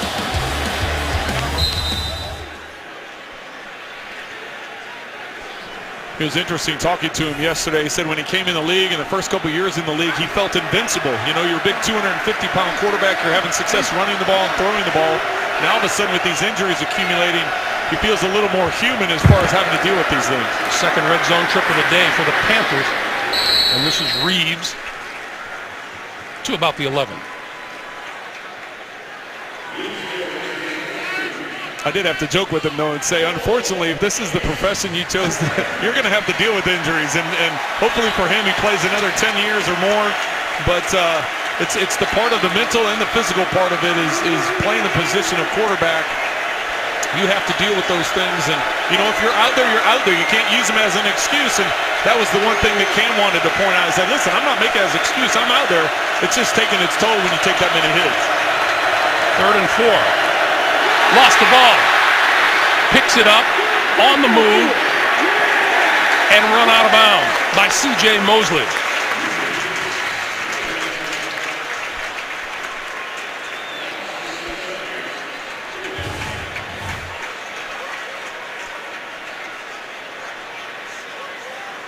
Newton was calling for the ball, but once it got there, he didn't look ready for it. Well, it almost looks like, I don't know what kind of, they were going to run some kind of toss sweep or something with Reeves, because you could see the line. They were all pulling to the left, and everybody was going that direction. So had Cam been able to get around that edge, he had some blockers downfield. It's just that Mosley was able to close that gap and not allow it to happen. Gano from 37 yards out is good. Points on the board for Carolina. 28-10 Baltimore. M&T Stadium decked out in purple, and our aerial coverage today being provided by MetLife. The NFL celebrating Hispanic Heritage Month, and the Ravens did their part on Monday, hosting an NFL Play 60 clinic in Baltimore for 150 predominantly Hispanic children, where they taught and practiced the fundamentals of football. Hispanic heritage, both sides of the field. Ron Rivera for the Panthers and Juan Castillo for the Baltimore Ravens. There's Cam Newton. You were saying during the break, Trent, that Cam's looking a little bit beat up. You can tell that the hits are taking their toll. He's slow getting off the ground on the plays that he is getting hit and knocked down, and you can see when he's scrambling, he's showing frustration on his face. And right now, Carolina needs to get a stop defensively and try and get some momentum going back to build up off of that last drive and field goal.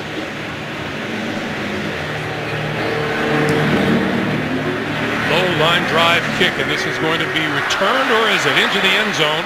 Jacoby Jones will cover it there for the touchback.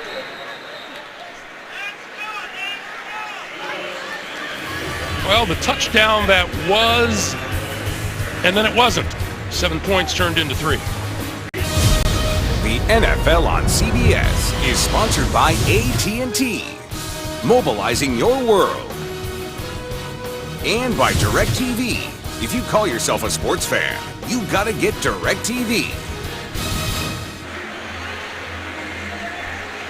Welcome back, everybody. A reminder, tonight on 60 Minutes, there are a lot of questions for President Obama. He'll answer them only on 60 Minutes. Plus, the founder of internet giant Alibaba, tonight on 60 Minutes only, CBS.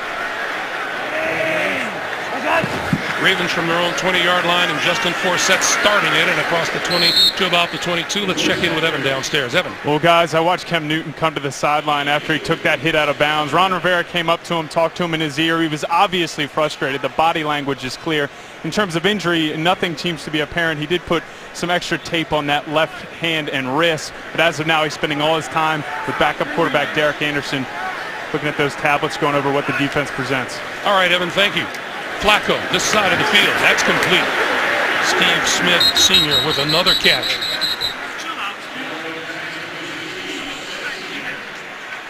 A little back and forth with A.J. Klein.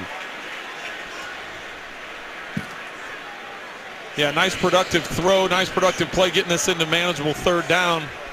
not forcing anything up the field right now. With the lead they built up, you keep the clock moving. Good decision by Joe Flacco.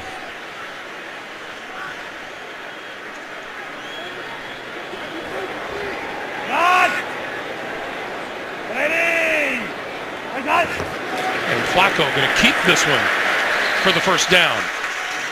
Mentioned to you, Trent, and you had said it all through halftime that the Carolina Panthers, it's about time for them to make a statement on defense, because over this game and then their previous game, opponents have scored on them 10 of their last 14 drives, and they're not stopping anybody. They're not getting them off the field, and you know, you look at what Pittsburgh did in the second half, and you look at what Baltimore's been able to do up until this point, and some of it is just the discipline of it. We've talked about that several times during the game, and they've got to get a stop. Flacco across midfield on the money to Kamar Aiken, the second-year wideout from Central Florida.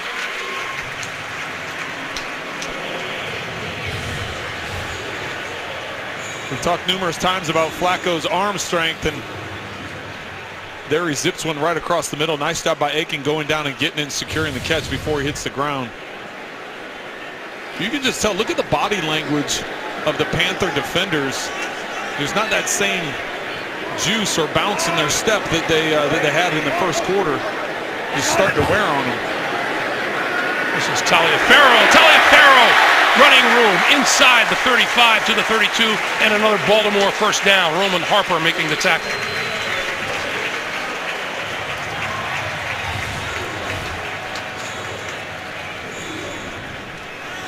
Look at the offensive line just push. There is no contact until he's at least 6 yards upfield. Right now the offensive line of Baltimore is just dominating the front seven, and that's really, when you think about the strength of this Carolina defense, that front seven generally comes to mind. A lot of changes in the secondary coming into this season, but Baltimore's controlling that line of scrimmage right now.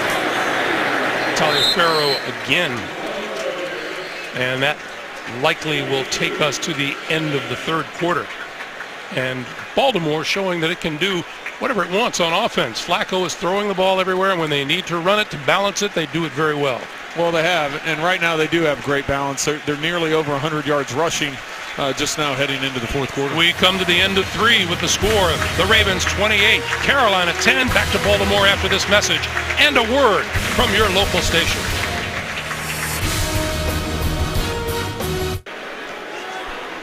Along with our producer Bob Monsbach, our director Suzanne Smith, Greg Gumbel, Trent Green, Evan Washburn in Baltimore as we start the fourth quarter. Baltimore with the ball and a 28-10 lead.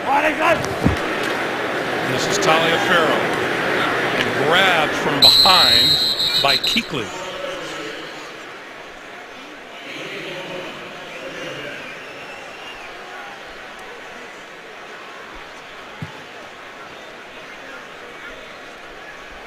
As we take a look at the standings in the AFC North, you put a lot into body language, don't you, Trent? Yeah, I do, and right now the body language of the defensive side of the ball for Carolina, you see after plays, you see a lot of players walking back to the huddle with their head low, and you just saw that picture of Cam Newton, who looks very frustrated still. Flacco got rid of it inside the 20 to the 16-yard line is Marlon Brown.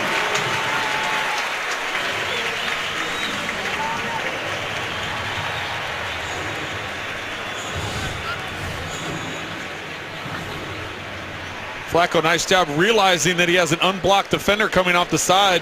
Keeps his eyes up the field. Delivers an accurate throw. What did Luke Kuechly tell us last night? He said, you can't tell from Joe Flacco's face whether he's winning or losing.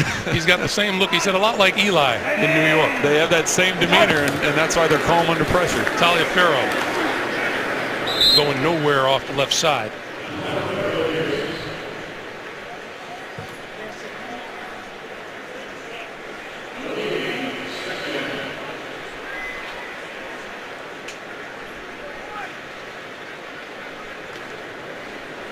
Ron Rivera is over there just trying to find some answers defensively, and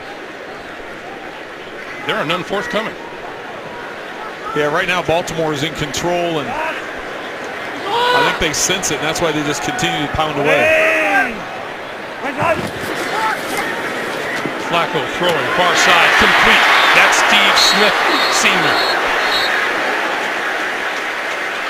brought down at about the 7.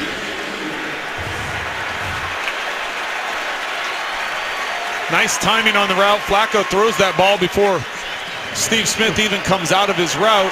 So when he turns around, it's right there. And that's, that's a characteristic Steve Smith's had his entire career. After first contact, he gets so many yards after first contact. And there, he ends up taking a hit in it. And because of that, he does take extra hits. His durability has been impressive over the years. What a day he's having. 7 catches, 139 yards, 2 touchdowns. Flacco throwing out here. That's complete to Juszczyk out of the backfield, looking for the end zone. And just shy of the goal line.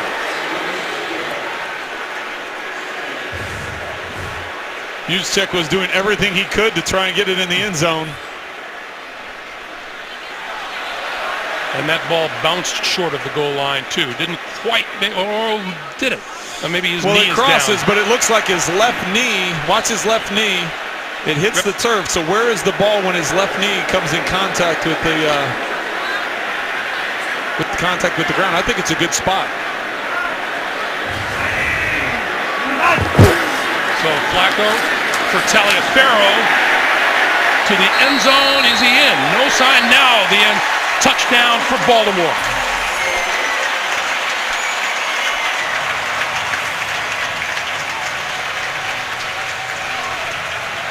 Taliaferro with his 2nd rushing touchdown of the season. And Baltimore now pouring it on.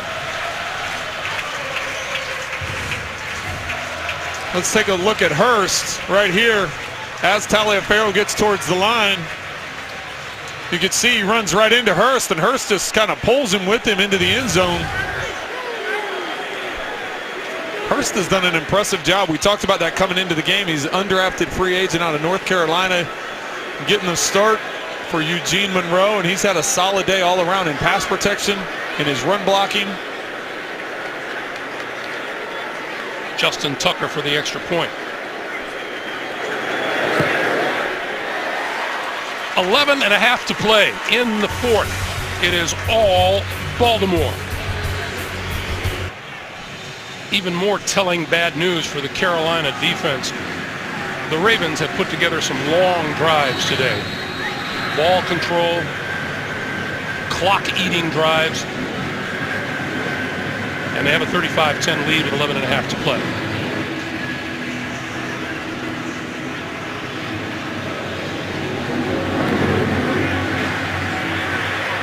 Returnable kick. Philly Brown is not going to return it. So they'll start at the 20-yard line. Steve Smith Sr. He's had an okay day. Just asking.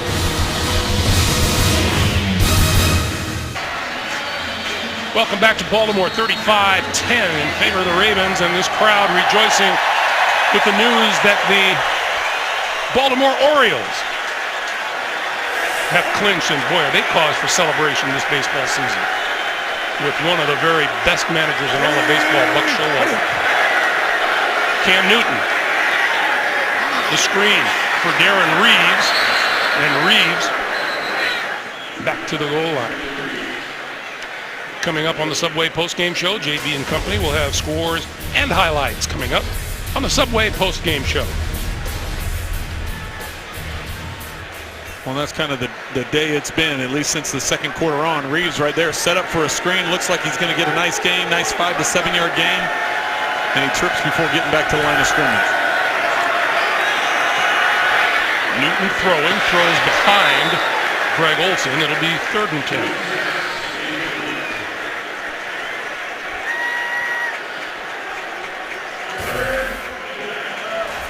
Cam Newton is still your leader offensively out on the field, and I would assume Ron Rivera will keep going with him until he would figure this game is out of reach.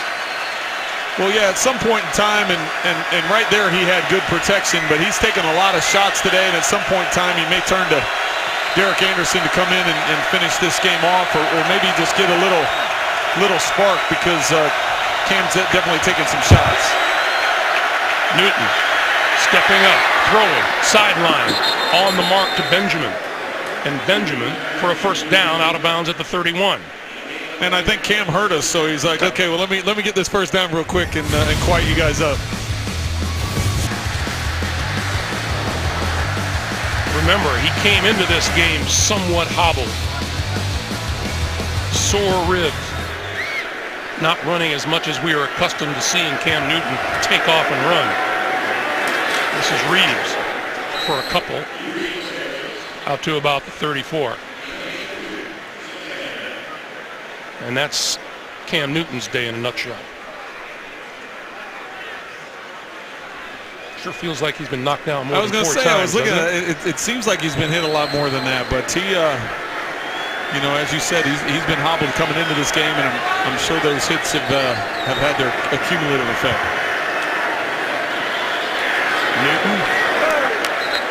He and Benjamin not on the same page. That's incomplete. Those guys, there's Ricky Prohl. I'm sure you know him, wide receivers coach with Carolina. On the receiving end of 3 of Trent Green's 162 career touchdown passes when they played together back on the Rams in the year 2000. You looked like you were fairly on the mark there. Yeah.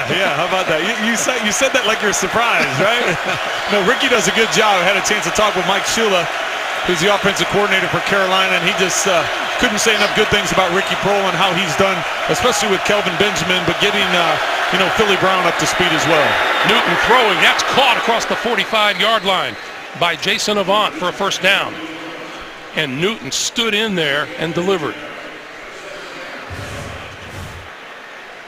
We've talked about his arm strength. Here he doesn't even step into his throw. There's enough bodies around him. He can't even use that lead leg to step into it, and that just, once again, shows you his arm strength, squeezing it between the 2 defenders and for a big first down completion. Number 27, Torrin Poole, running back, making his first appearance today and his first carry, and he is met and stopped by Darryl Smith. Welcome to the game. Now they say the ball is loose. Baltimore says it's their ball. And it is. See, for me, it appeared like his forward progress had stopped, and I don't know if there was a whistle before this. It'll be interesting to see if they stick with this call. You can see them all talking around midfield right now. See, his forward progress has stopped.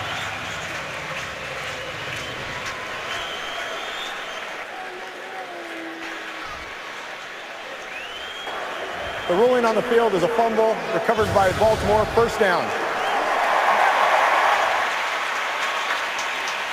So the officials on the field say no. The ball came loose while it was still alive, and Carolina turns it over at their own 49-yard line. Not the way Torrin Poole wanted to debut in this football game.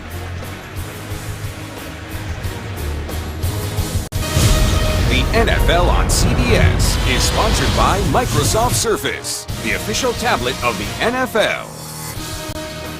Quicken Loans, for a mortgage experience that's engineered to amaze. And by Bud Light, who reminds fans to stay in the game and drink responsibly. Hey, a reminder, Week 4 continues later today on Fox.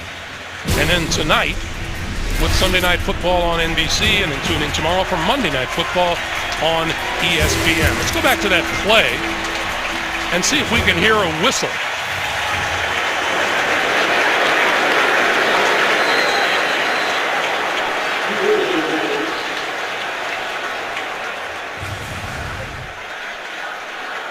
I never heard one. I never heard one either, and the thing is the forward progress had stopped, but that's not something you can review as the forward progress. It's whether or not the whistle was blown to stop the play, and ultimately it was ruled a fumble, and that's what it sticks with, and Baltimore has another crack at it.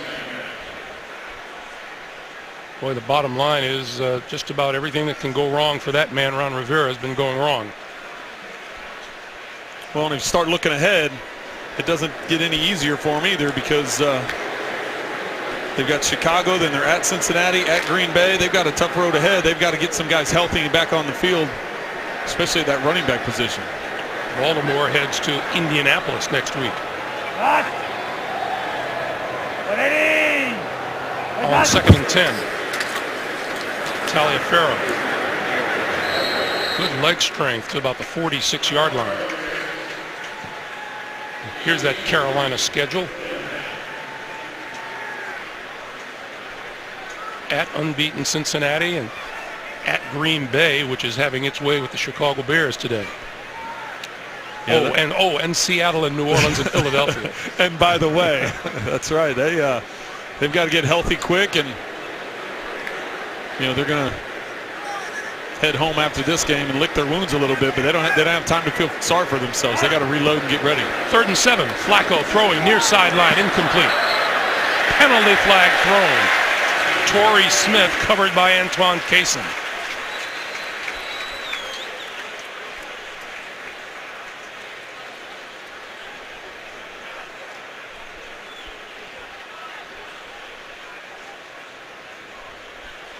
Baltimore's gone after Cason a few times today. Pass interference. Defense, number 20. The ball will be placed at the spot of the foul. Automatic first down. Cason got called on a similar play in the 3rd quarter with a double move down that far sideline. A little hitch and go by Smith, and just a rough day all around for the defense of the Carolina Panthers. On first down, the pitch for Forsett, left side, and cut down at about the line of scrimmage.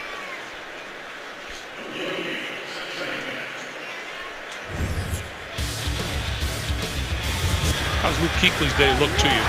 Well, right here he has a chance to get a pick 6, and he just can't quite hang on to it. He's been sideline to sideline as far as the run game's going, and he hasn't quite been able to get there. They've done a nice job getting up a nice job by the Baltimore Ravens offensive line, getting up to that 2nd level and getting blocks on them. Yes, Kuechly has 10 tackles. Majority of those have been down the field, however.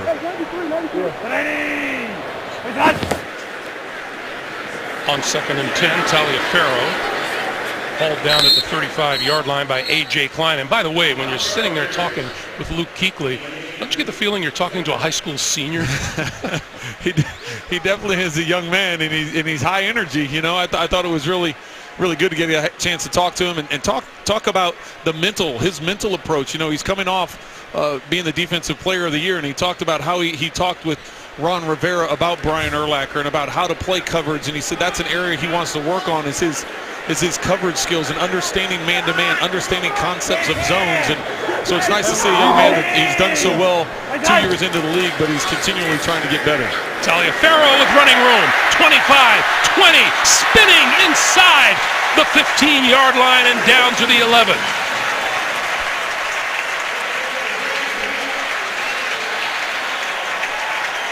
Lorenzo Taliaferro.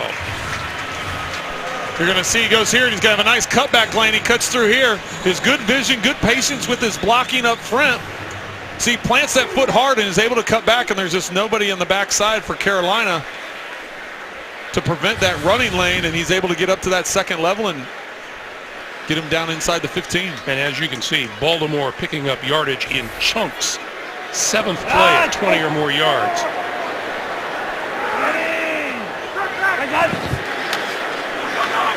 Taliaferro again, and no gain that time.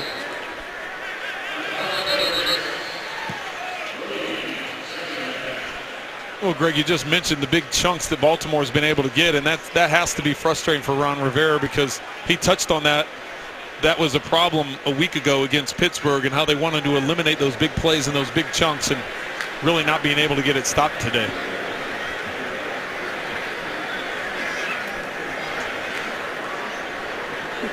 Like most NFL head coaches, that man is passionate about football.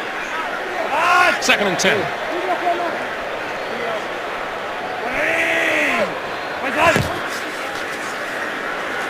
Forsett.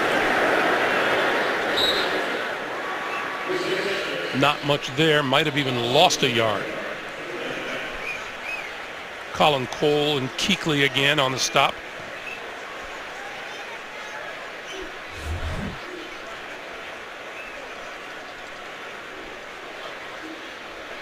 I think he came right out of high school. They say Boston College. I'm not sure.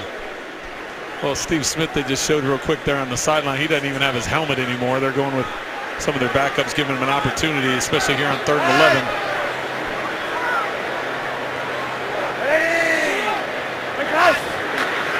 Low snap, handoff to Taliaferro. Number 59, Luke Kuechly, in on the stop. He's still playing hard. He's not one of the guys giving up on this thing, and he wrapped him up that time. You can see a little jawing going on too. I'm sure there's a little pride factor kicking in for those Carolina defenders. But they've been getting pushed around all day by the Ravens offense, that's for sure. I think a head coach takes note of what goes on out there, even in times like this, to assess a little bit of character. Well, that's a big part of it. You know, you find out what guys are made of when things are going as poorly as they are right now, and there are some character evaluations going on. Justin Tucker, from 30 yards out, adds 3 more. It's officially a Baltimore runaway. 38-10, Baltimore. You're watching the NFL on CBS. 3:33 remaining here in the fourth quarter. We remind you, coming up, the Subway post-game show, JV and company back in New York with all the latest NFL scores and highlights, all coming up on the Subway post-game show. Terrell Suggs out of uniform. And watching the last few minutes of this one as a civilian. This one through the end zone for the touchback, back to the 20-yard line. You know, Trent, the kickoff return is fast going the way of the Edsel and the aardvark. You know, it really is. That's what they're trying to take away, is some of those collisions and, you know, field position. You know what? They did. The NFL on CBS is sponsored by Verizon. More live games than ever before with NFL Mobile. And by Subway Restaurants. Hurry in for the $5 footlong Italian BMT. Subway, eat fresh. M&T Stadium has begun to clear out with this game well in hand for Baltimore, and Derek Anderson, you saw just before we went to a break, has reported in and is now quarterback in Carolina. Let's check in downstairs with Evan Washburn. Evan. Well, Greg, we saw Terrell Suggs was very effective early in this game, but he's out. He's in street clothes now. He re-aggravated a groin injury that he dealt with throughout the week. Just an update from the Ravens sideline. Thanks, Evan. Terrell Suggs in his 12th season out of Arizona State. Mentioned to him yesterday, you don't have a sack yet. He said, yeah, that's got to come to an end. Took care of that today. Derek Anderson to throw. Far side. Oh, right into the hands of Philly Brown, his wide receiver, who turned and the ball was there. Well, I talked earlier about Cam Newton throwing a handoff pass where the receiver doesn't have to do anything. That's exactly what Derek Anderson did right here. Philly Brown turns around and about knocks him over. So that's good for a first down out to the 41. This is Darren Reeves and that Baltimore defense, which has been stout all day long. Cam Newton will watch the rest of this one from the sideline. 14 of 25, 198 and 1.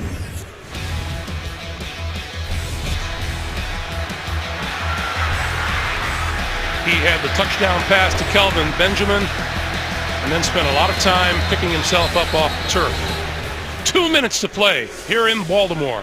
The Ravens on their way to 3-1.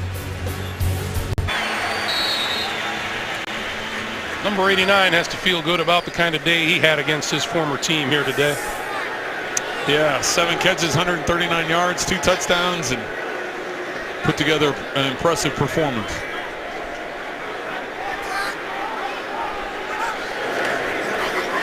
Derek Anderson with time, throwing, and that is complete to the 40-yard line to Philly Brown, who makes his second nice catch in a row. How about 89's, Dave? Yeah, we just mentioned from the first snap of the game, they get him the ball on the little bootleg. He's able to pick up about 15 yards, and then it just steamrolled from there.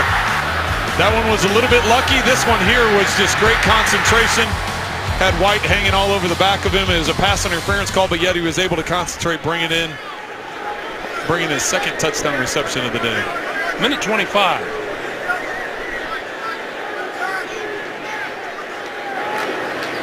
Anderson on the quick slant. That's complete to Brenton Burson. First-year man from Wofford College. Take a look at the schedule upcoming for the Baltimore Ravens. They travel to Indianapolis. Indianapolis putting a whipping on Tennessee today. And Tampa, Atlanta, Cincinnati, Pittsburgh, and Tennessee. All smiles on the Ravens sideline on a day they paid tribute to Todd Heap at halftime. Anderson shakes one tackler and throws, and that's incomplete at the 25-yard line. Stops the clock with 42 seconds to play. Well, Greg, you mentioned Todd Heap, and I had an opportunity to play with him in a couple of Pro Bowls and played against him several times when he was a member of the Ravens, and just have a lot of respect for him, the career that he put together, and the success that he had on the field, but the type of person he is off the field, and it's impressive to see his name, honored here today. And a big, big favorite here in Baltimore. Big favorite. Halftime, all they kept yelling was Heap. they had to keep it going, right? We're going to have some bonus coverage coming your way once we wind down here. Buffalo and Houston. Anderson flipping. Reeves out of the backfield and run out of bounds at about the 27 or 28-yard line. 36 seconds on the clock. For Carolina, the ride home and then back to the drawing board. Well, when you have a couple of tough weeks in a row like this, as I said, a lot of it is going to deal with getting guys back healthy. You want to, get your guys back as much as you can, but it's still too early in the season. This team, you have to remember, a year ago, started off 1-4 and then ended up winning 11 of their last 12. So they know how to do it. The blueprint's there. And Cam Newton, as we said earlier, 5-1 after a loss. Now back-to-back losses. Anderson over the middle. And that is complete to Benjamin. And Benjamin inside the 20.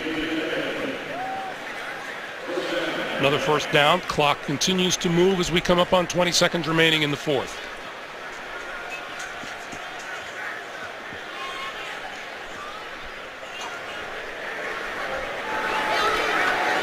Anderson going for the end zone.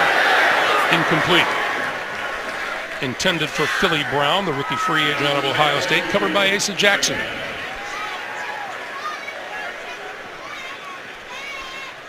So Baltimore about to improve to 3-1. Pittsburgh at 2-1 and Cleveland at 1-2, and Baltimore trying to keep people from believing that Cincinnati is the class of the AFC North. Well, the interesting thing when I was looking at the Ravens schedules, normally the league loads the back of your schedule with division games. The only division game that the Ravens have the last 8 weeks of the season is the final game against Cleveland. They're going to have 5 of their 6 division games already done by then. Anderson throwing, and that's out of bounds but complete at the 4-yard line to Benjamin. And stops the clock with 3 seconds to play.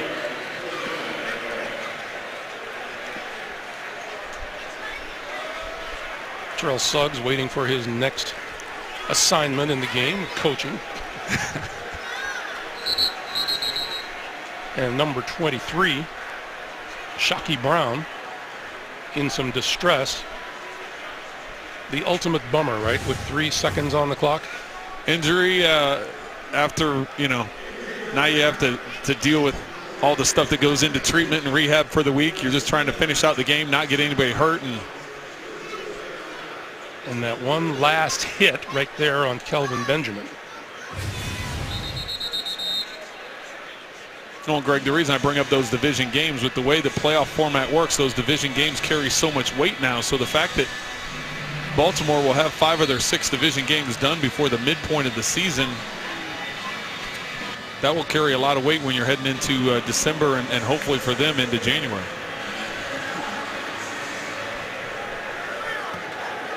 So 3 seconds to play on the clock. Reeves in the backfield as Carolina tries to find the end zone before time expires. Anderson throwing, incomplete, game over. What a day for number 89. He was front and center as the Baltimore Ravens knock off the Carolina Panthers by a score of 38-10 for Trent Green, and Evan Washburn, and the rest of our crew here in Baltimore. Greg Gumbel saying so long from Baltimore, Maryland, where the Baltimore Ravens improve to 3-1 while Carolina drops to 2-2. You've been watching the NFL on CBS. Stay tuned. Bonus coverage coming your way. Houston and Buffalo on CBS after this.